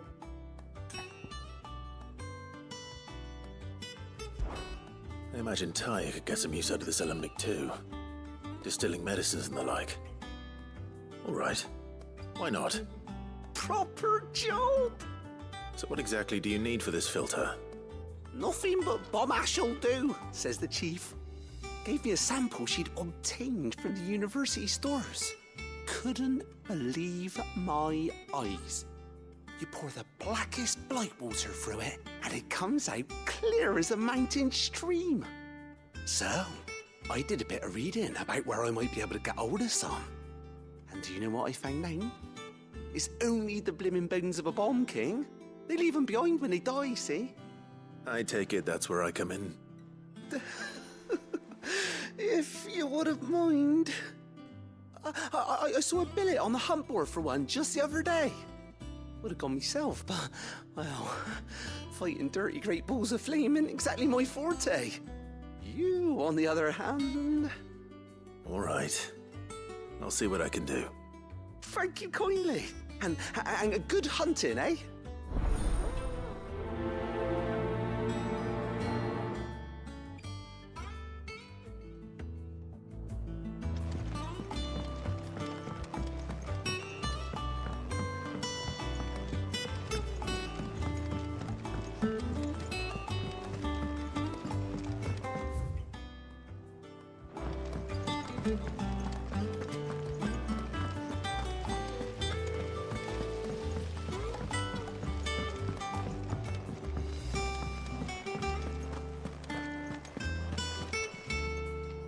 Clive, did you get my letter? That's why I'm here. Shh. Otto might be listening. Is this better? A little. Listen, I've some bad news. It turns out the hideaway may be slightly behind in its payment to certain lenders, and it's maybe my fault. But I swear to the goddess, I thought I had the numbers square. Sadly, that square turned out to be more of a circle. 0, you might say. I can straighten it out, I swear, but it's gonna take some time, and I'm gonna need help keeping it from Otto. Bit late for that, I'd say. There you are! What a surprise! So let me get this straight. You forget to pay our lenders what they're due, and instead of coming straight to me, you get Clive to come to you. And I hope he'll dig you out of the hole you've dug for yourself. Clive, the man in charge of the place you've been cheerfully trying to bankrupt. And you thought this was a cunning plan. Why? Well, who needs paying? Oh, just Martha. And the dame. And, well, Lady Karen. But only 500 talents. We owe 3 of our most trusted friends 5 million gil. Each. 5 million each. They lent us the bulk of the money we used to rebuild the hideaway, you see, and, well, I must have made some sort of oversight.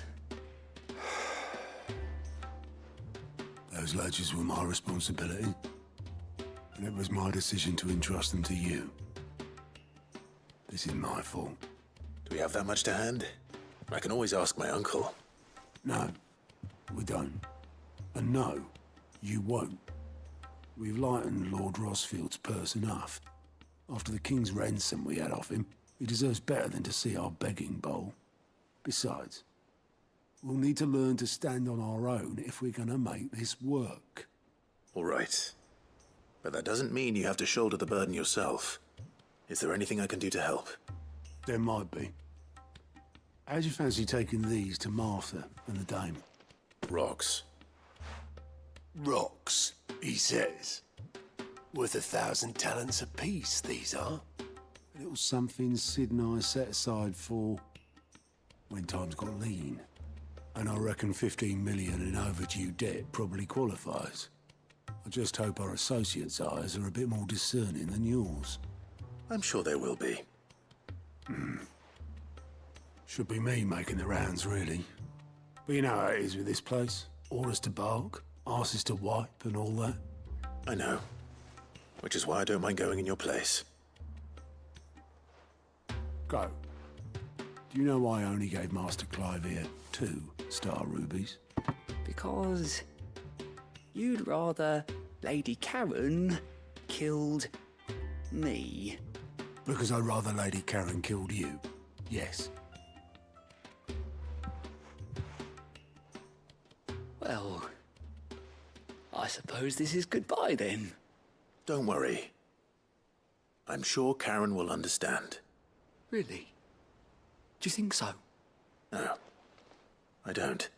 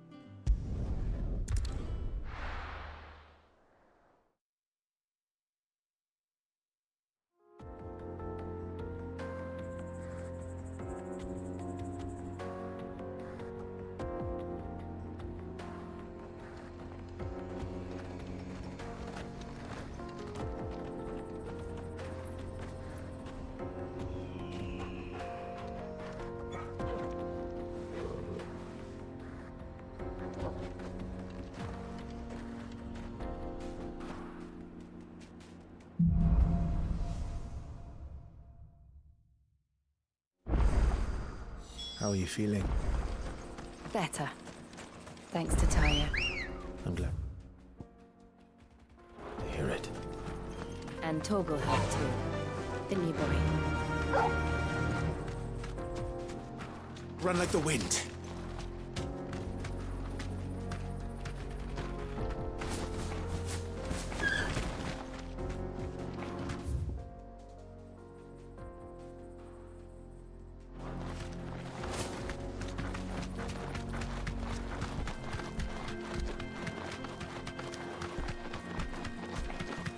This used to be a trade route for merchants crossing the Scars, till the Republic laid a new road wide enough to let wagons pass, and all official traffic moved there. Leaving this one for those living outside the law. Indeed. I doubt we'll be the only outlaws on the trail today.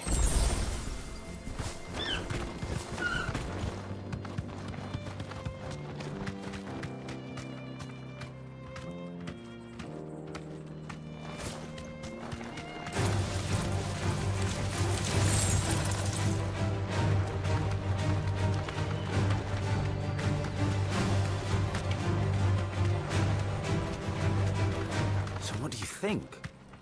That we'd be lucky You to deserve make a it out rest. alive. Really? It's as bad as that? Oh, aye. There's trouble up ahead. And too much of it for us to handle. I take it there's danger on the road. Oh, what about this fearsome-looking fellow? You think he'd be equal to the task? Well, no doubt. Assuming he's willing to hear us out. Well met, friend. My brother and I have been tasked with finding a merchant's missing cart.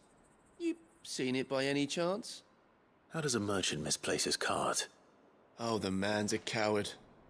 When he thought goblins might come a-snarling, he ran, leaving his livelihood abandoned in the pass. He sent the two of us to fetch it, but it's gone. Now, I'm not much of a thinker, but I know the work of thieves when I see it. My brother's right on all accounts. And by my estimation, the bastards are lying in wait just down the road. We may have seen our share of action, true, but we've not got the skill in arms to boldly brave an ambush. You, however, have the look of a man who needn't fear a band of backwater ruffians. What do you say? Will you help us out?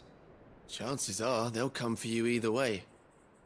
But if you promise to lend us a hand, at least you'll pocket a reward for your troubles. Well, if I'm going to have to deal with them anyway. You've clearly got a fine head on those broad shoulders. We're lucky you came along. Now, hoping to make a heavy purse in Bocklad, our merchant friend loaded his cart with as much as it would carry. Reckon he won't be forking over the rest of our fee if we don't find those goods. So, while you're seeing to those bandits, you keep your eyes open. All right. Just don't expect me to drag the cart out of there myself. No. You can leave the cart to us. You just put an end to those bandits and point us in the right direction. You do that, we'll take care of the rest.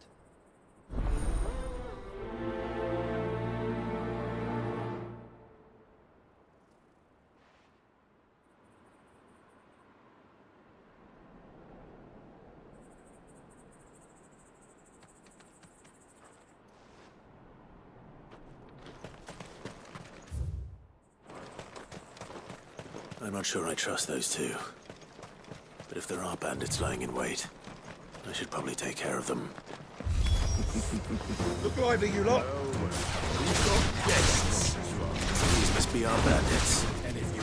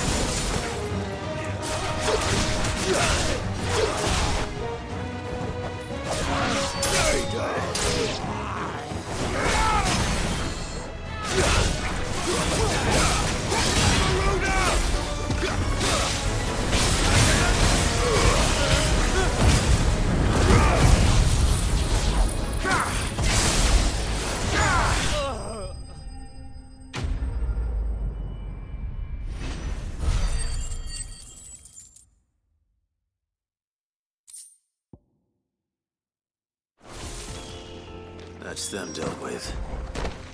Now, where's that cart?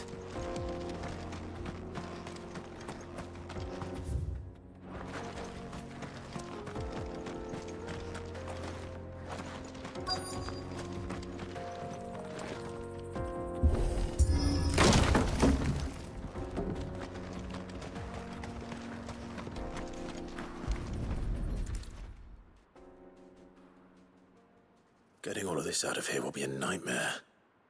Seems we've found ourselves the right man for the job, wouldn't you say? Found the cart and didn't leave a single bastard breathing. Our merchant friend will be delighted. And how exactly will he be getting his goods out of here?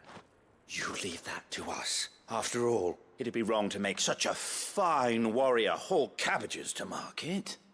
You've done your part. And that's all you need to worry about. Here.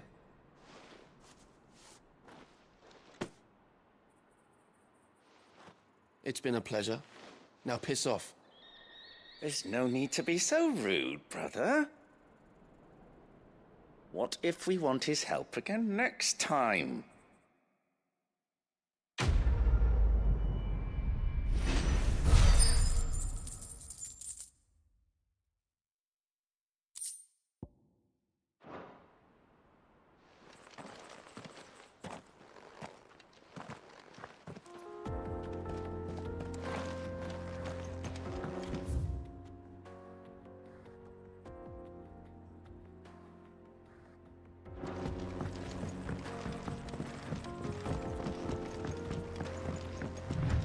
I see the Dalmex lag behind Rosaria when it comes to bridge building. The fallen ruin should hold, at least.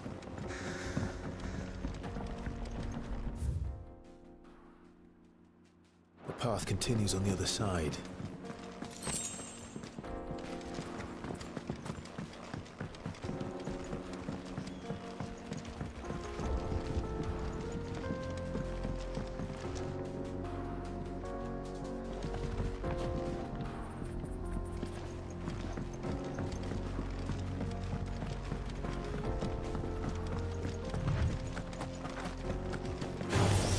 This might take a while.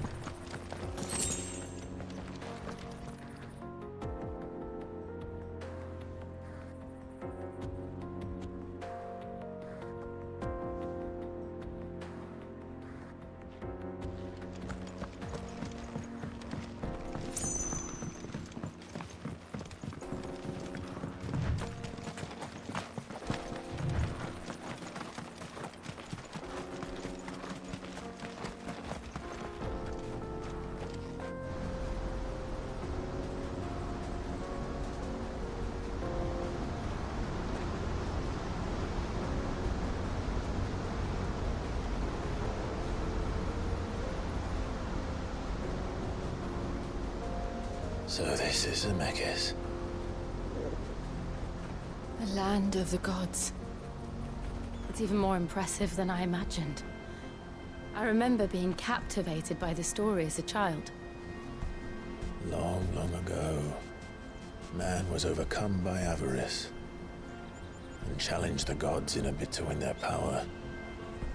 The final battle took place here, at these falls. Or so the legend goes. If anyone ever manages to plumb those depths, perhaps we'll learn if there's any truth to the tale. That the gods emerged victorious and punished man for his defiance by visiting upon him 2 curses. Dominance and bearers. To tell the truth, I always thought it strange that the dominant and their icons were deemed a curse. Back home, the dominant inherited the throne. They were admired and exalted, not spurned. Whenever I got to that part of the story, I always assumed there must be something I'd misunderstood. You had a lot of storybooks, didn't you? In your room, I mean. When we were young. The old legends were always my favorites. Epic battles between gods and men. Father encouraged me to read as much as I could. He thought it good for my education. You really were a boy like any other, weren't you?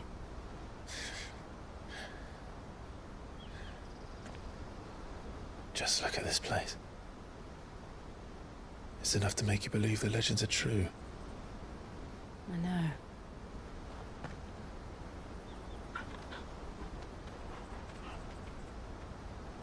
We're not far from Boklad. The road will be busier up ahead. Then we'll have to keep our wits about us.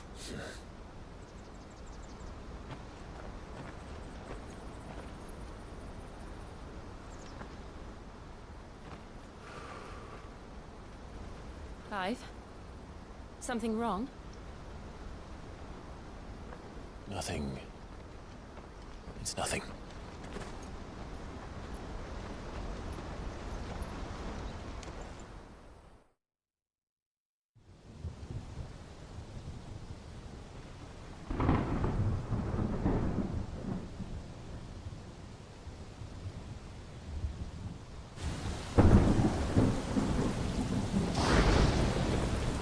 I see the reports are true, Father.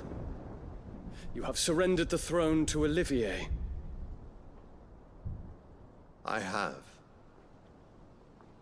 Emperor Olivier shall rebuild the Holy Empire of Sanbreque.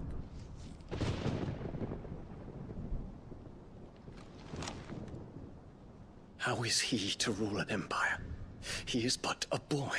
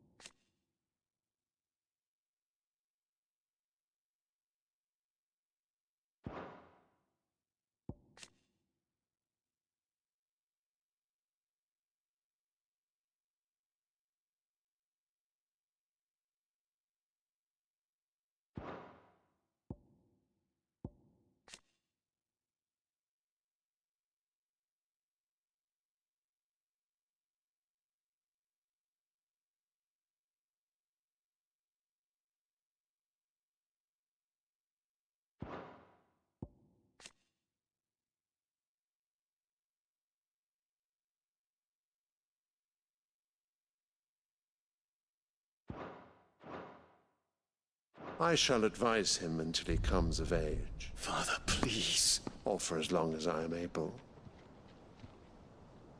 The empire we seek to build needs young blood to rule it, and I can think of none better suited to the task.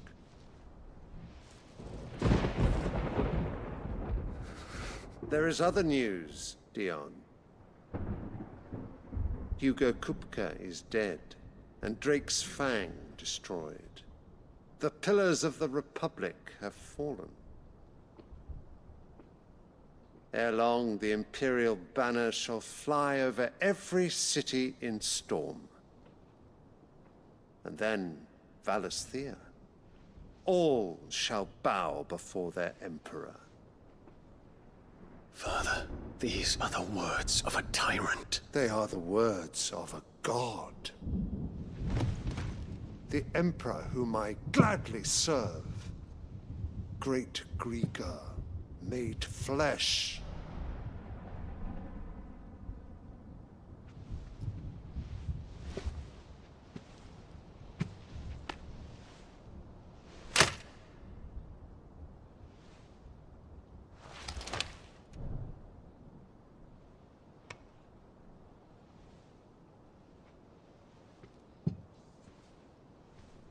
Return to your camp, Dion, and ready your forces.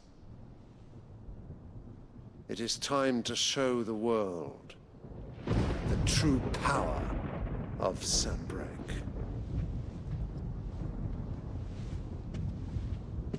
Father.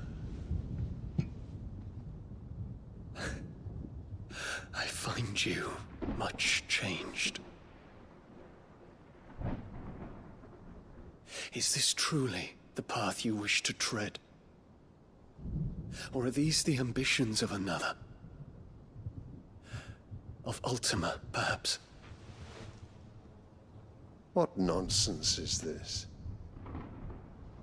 I speak my mind, and my mind only. Though I do owe Annabella thanks for reminding me of certain truths regarding the nature of nations, of rulers, and of the divine. You would trust the words of this traitress? She betrayed her country. She slew her husband.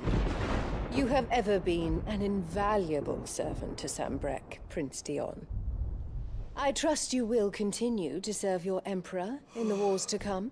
The canker! Silence! Insolent wretch! You will bend the knee. All else is heresy. Sire, forgive me. This audience is over. Come, your Radiance. The Rowena Syndicate awaits your pleasure. Oh, not another meeting with silly old men. They're so boring. I'm hungry, Father. Can't we have luncheon instead?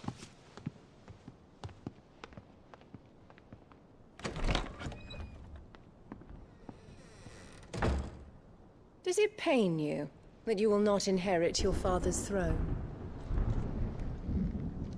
I have suffered worse.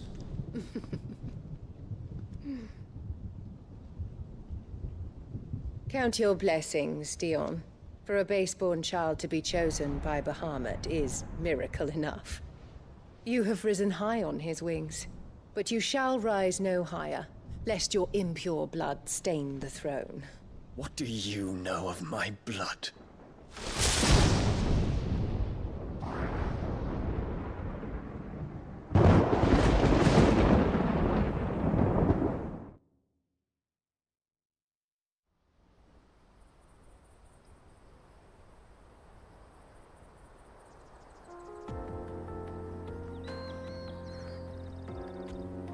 The Boklab markets are to the north.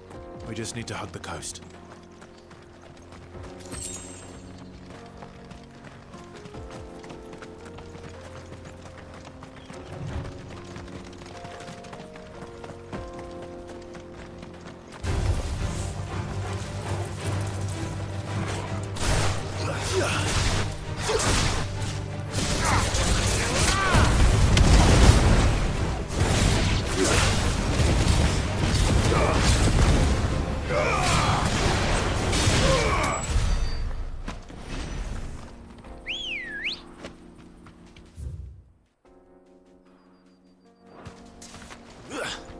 Let's go. Run like the wind. Infiltrating the Dominion won't be easy with the Imperials on high alert. No. His Radiance has lost one capital already. We can be sure Sylvester will do everything in his power to hold on to the inside. His troops are well-trained and increasingly battle-hardened. But it's not as if we can wait for the siege to end.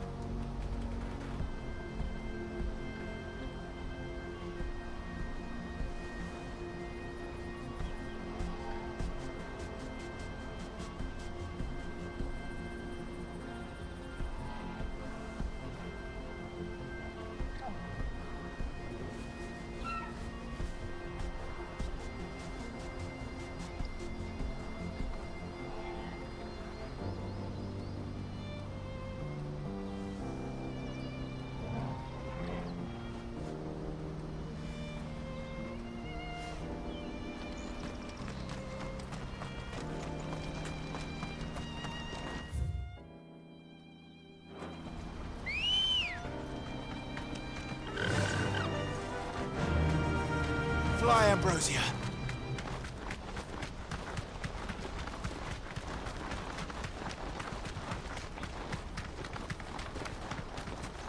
More refugees. And they're all making for the crystalline Dominion.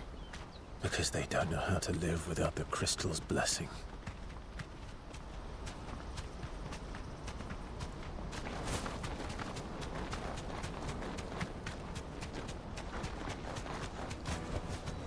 I can walk from here. Auckland. There are no crystals here. This is where we're supposed to meet Goots, isn't it? That's right. He said he'd wait for us here after replenishing his supplies. I dare say he'll have finished by now.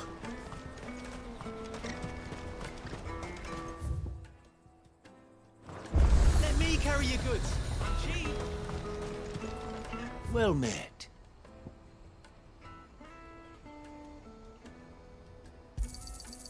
Many thanks.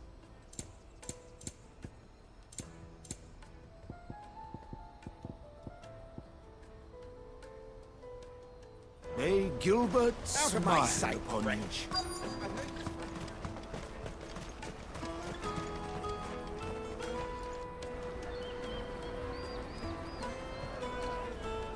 Wonders from across the water. Come one, come all, feast your eyes. Good sir, can I interest you in...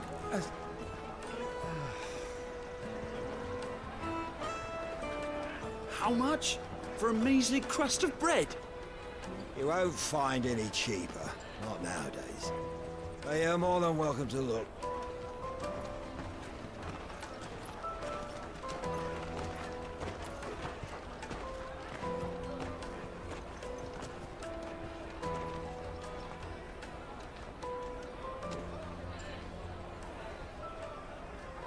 The Empire's unlawful and illegitimate occupation of the crystalline dominion is still in effect.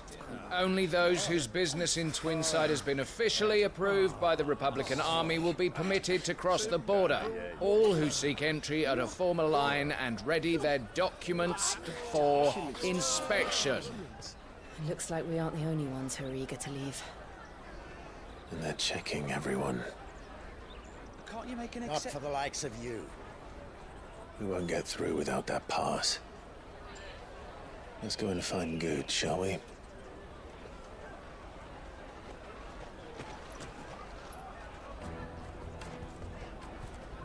He must be around here somewhere. Come, taste my peaches! They're sweet as nectar! I'll take the large one. Ah, Good. There you are. Clive, I'm so sorry. Don't tell Nan, will you? Slow down, Goods. Just tell us what happened. It's betrayed us, Pass. It's gone. We cannot ride the caravan without it. We won't even be able to get through the flipping checkpoint. Do you remember when you last saw it? It was in my pocket a minute ago. Then a bairn bumped into me and... Yeah. You don't think that they might have nicked it, do you? It wouldn't surprise me. A busy market like this is prime territory for pickpockets. So, to get the pass back, we need to find this child. Where would we even start? I know where! I've got a pal in Bocklad who might be able to help us. No one knows more about what goes on round here than she does. Where do we find her? She's the owner of the Crimson Caravans, up that way. Sign's got a red chocobo on it. No time like the present. You two go on ahead. I'm gonna check the rest of my stuff, make sure nothing else is missing. All right. We'll meet you there.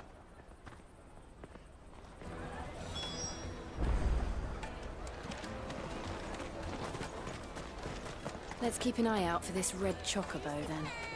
And the other on our purses. Next to the checkpoint.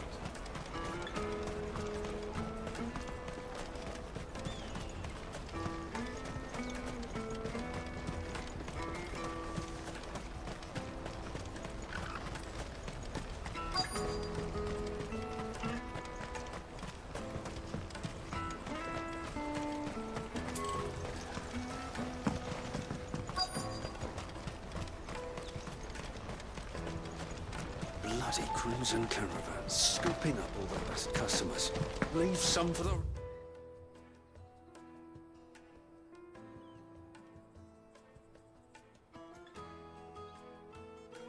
rest of us.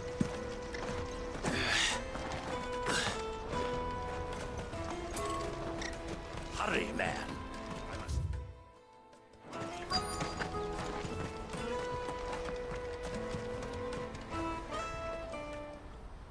Looking to hire a coach? It's 10 million for a two-birder to the Crystalline Dominion. Take it or leave it. Oh, we're not here for that. Then I bid you good day. Oh, wait! Don't go, El. He's me mate. As I live and breathe. Goots, what are you doing back in Bocklad?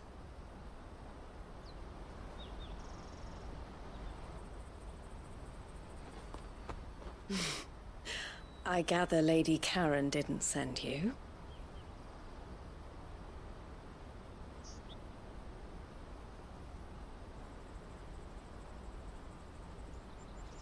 So what trouble have you got yourself into this time? It's me trader's pass. It got stolen. By little Ben. Of all the... You're the size of a marble. Honestly. Ugh. Goots told us that you know the markets well. Might you have an idea which little bairn could have done this? We don't intend to punish them. We just need our pass back. Then, we can be on our way. I see. So neither of you has a trader's pass either. Not that anyone would take you for traders, but I suppose that's why you came to me, correct?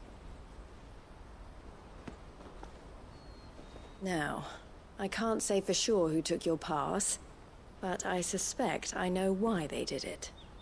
Let me explain.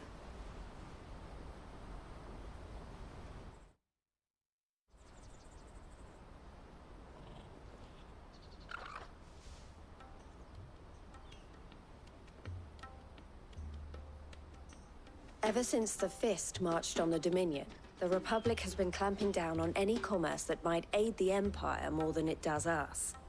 Which means traders' passes have gone from being merely a way of easing one's progress to being essential if one wishes to cross the border at all. And with demand outstripping supply, they've become a precious commodity, leading some to seek to acquire them by less than legitimate means. So the children are stealing passes to sell on the black market? Yes, and no. Passes are inscribed with the names of their owners, and yet none of the victims' names have appeared on the register of those passing through the checkpoint. Which means? That someone is doctoring the stolen passes. The same someone who is encouraging the children to steal them. And the same someone who has Goots' pass, no doubt. Whoever they are, they're ruining the livelihoods of honest merchants, which is why we've decided to take a stand. Will you stand with us? You want to get your pass back, and we want to ensure that no more are stolen. Catch whoever's behind it all, and two birds shall be slain with a single stone. Is there any other way of getting to the Crystalline Dominion, Goots? They won't let you in if you're not with the caravan. It's that, I don't know, try swimming across the strait. But the guards will definitely spot you if you try and do that. Like, we don't want to get spotted, right? So either we find the people who took the pass, or give up all hope of entering the Dominion. All right.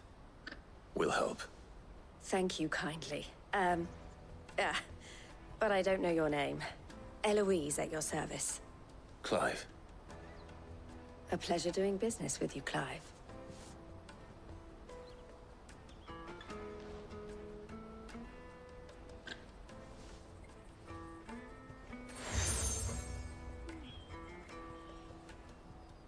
The proprietor of the furniture makers by the coach stop is spearheading the search.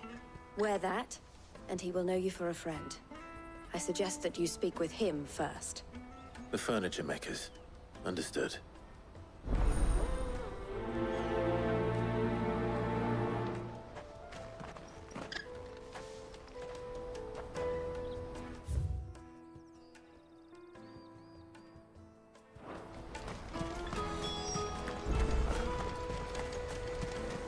Out of my sight, wretch! Peaches and pears. Come on, come on! Jug of snake spit for the road? Caravan stops next to the Juicy pears! Snake yogurt! Are you the furniture maker? Looking for something in particular? Ah, Eloise collared you too, eh? Then I expect you want to know more. She told me you were leading the hunt for the pickpockets. What have you learned? For one, that they're targeting the traders carrying the biggest packs. Harder to watch your back, see? And less chance of the mark giving chase if they're spotted. Not that they'd be likely to catch them. Those imps know every inch of this warren like the backs of their hands. Their eyes must have lit up when they saw Goots. The fishmonger round by the gate's been trying to track down the children involved. You should go and have a word with her. Thank you. We will.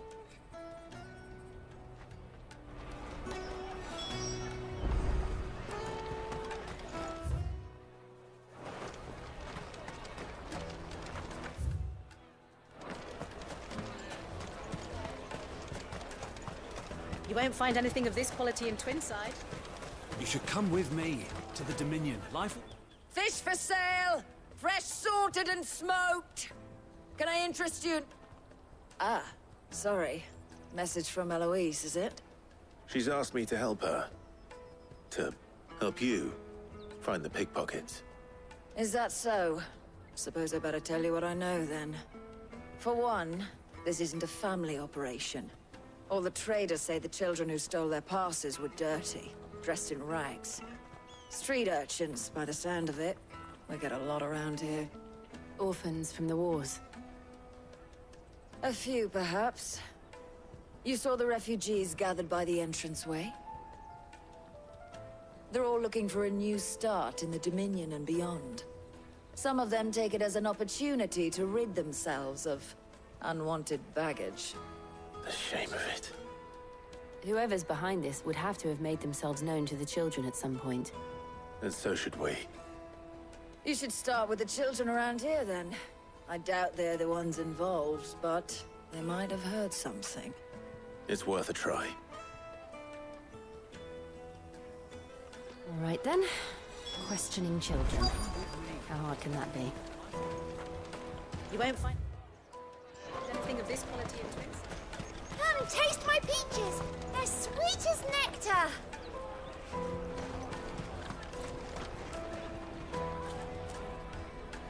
Excuse me, do you mind if I ask you something? Can't stop you.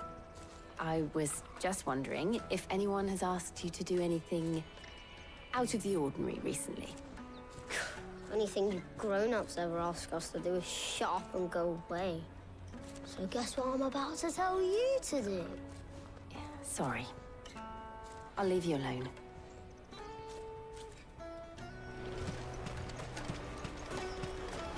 Finest earthenware from the Free City! Do you have a moment? What do you want? What I want is to know who's asking children like you to pick pockets. I don't know. Nobody's asked me. What's picking pockets? Do you get paid for it? No, you get in trouble for it. So if they come calling, you know what to tell them.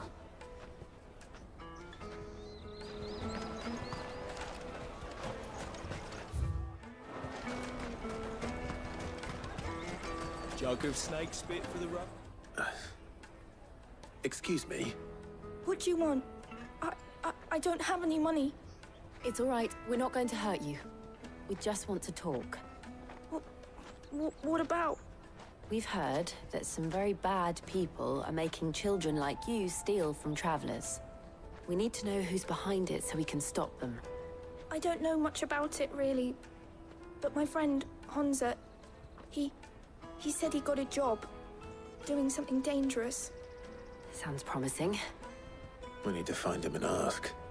Do you know where your friend might be? He's usually by the tents outside town. Thank you. You've been very helpful.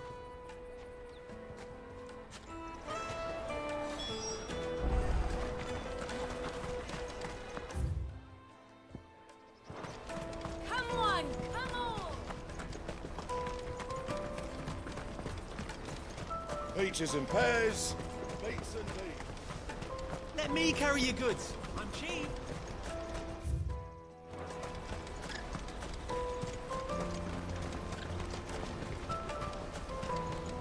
That's that, then.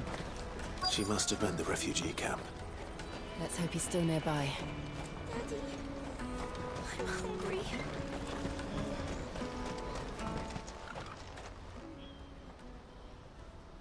That big fat donkey was easy pickings.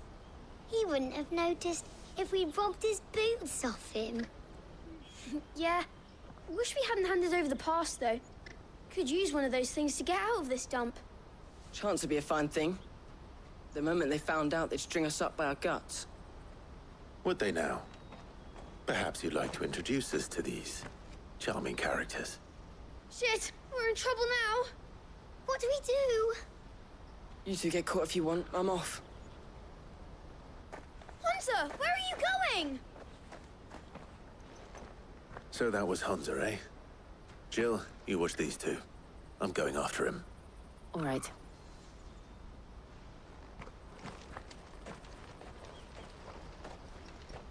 He can't have gone far. I need to find him before his employers do.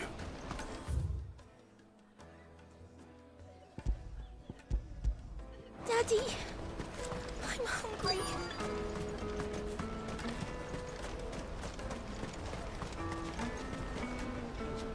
Did you see a boy run past? He stole something from a friend of mine. There was a boy ran back there towards the chocobo pen, but... Thank you.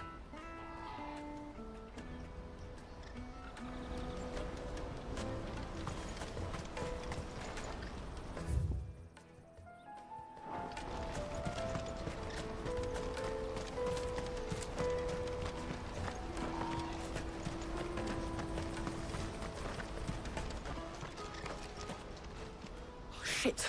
Cornered. It's all right, Hunter. I'm not going to hurt you. I just want to ask you some questions. Fine. Not like I've got a choice. I'm looking for the people who are making you steal for them. Who are they?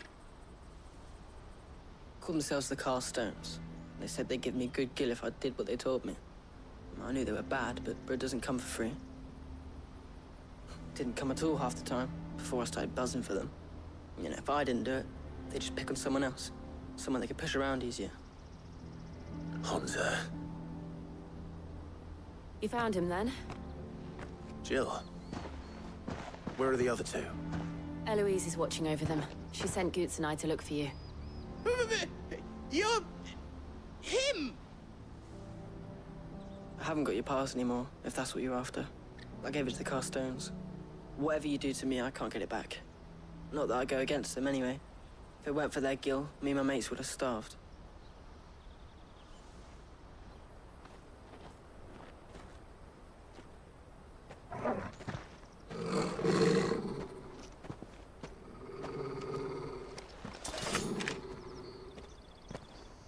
Cowards. You will not force another child to do your bidding. Wait, we're not... Don't hurt him.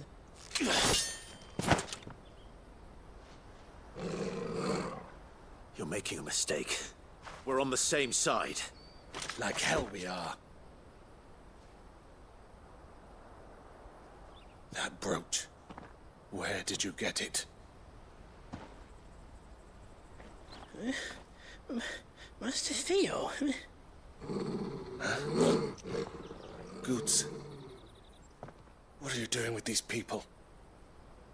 Unless you're the ones my sister was talking about. Your sister?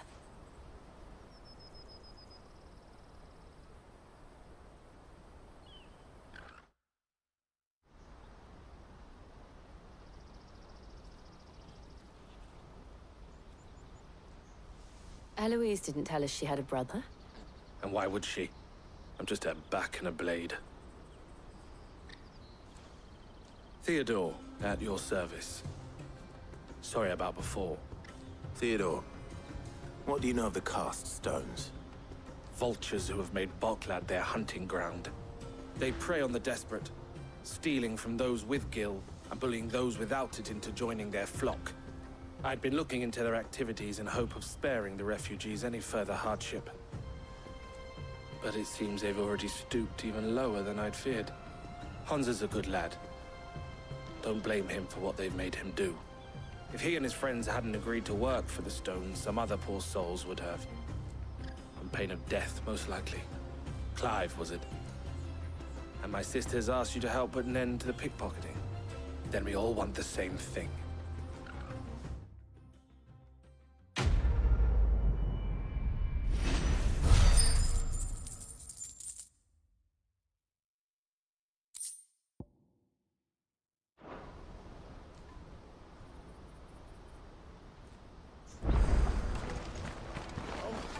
Where is it?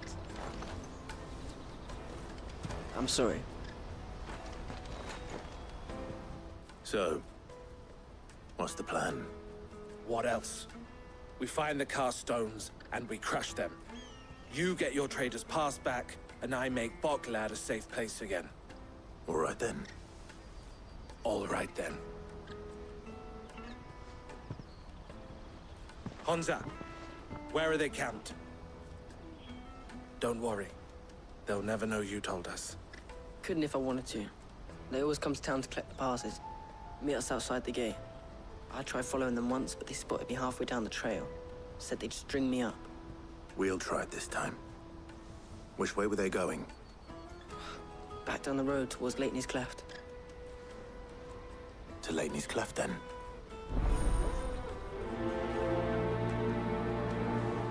Laney's Cleft is to the south, past the camp.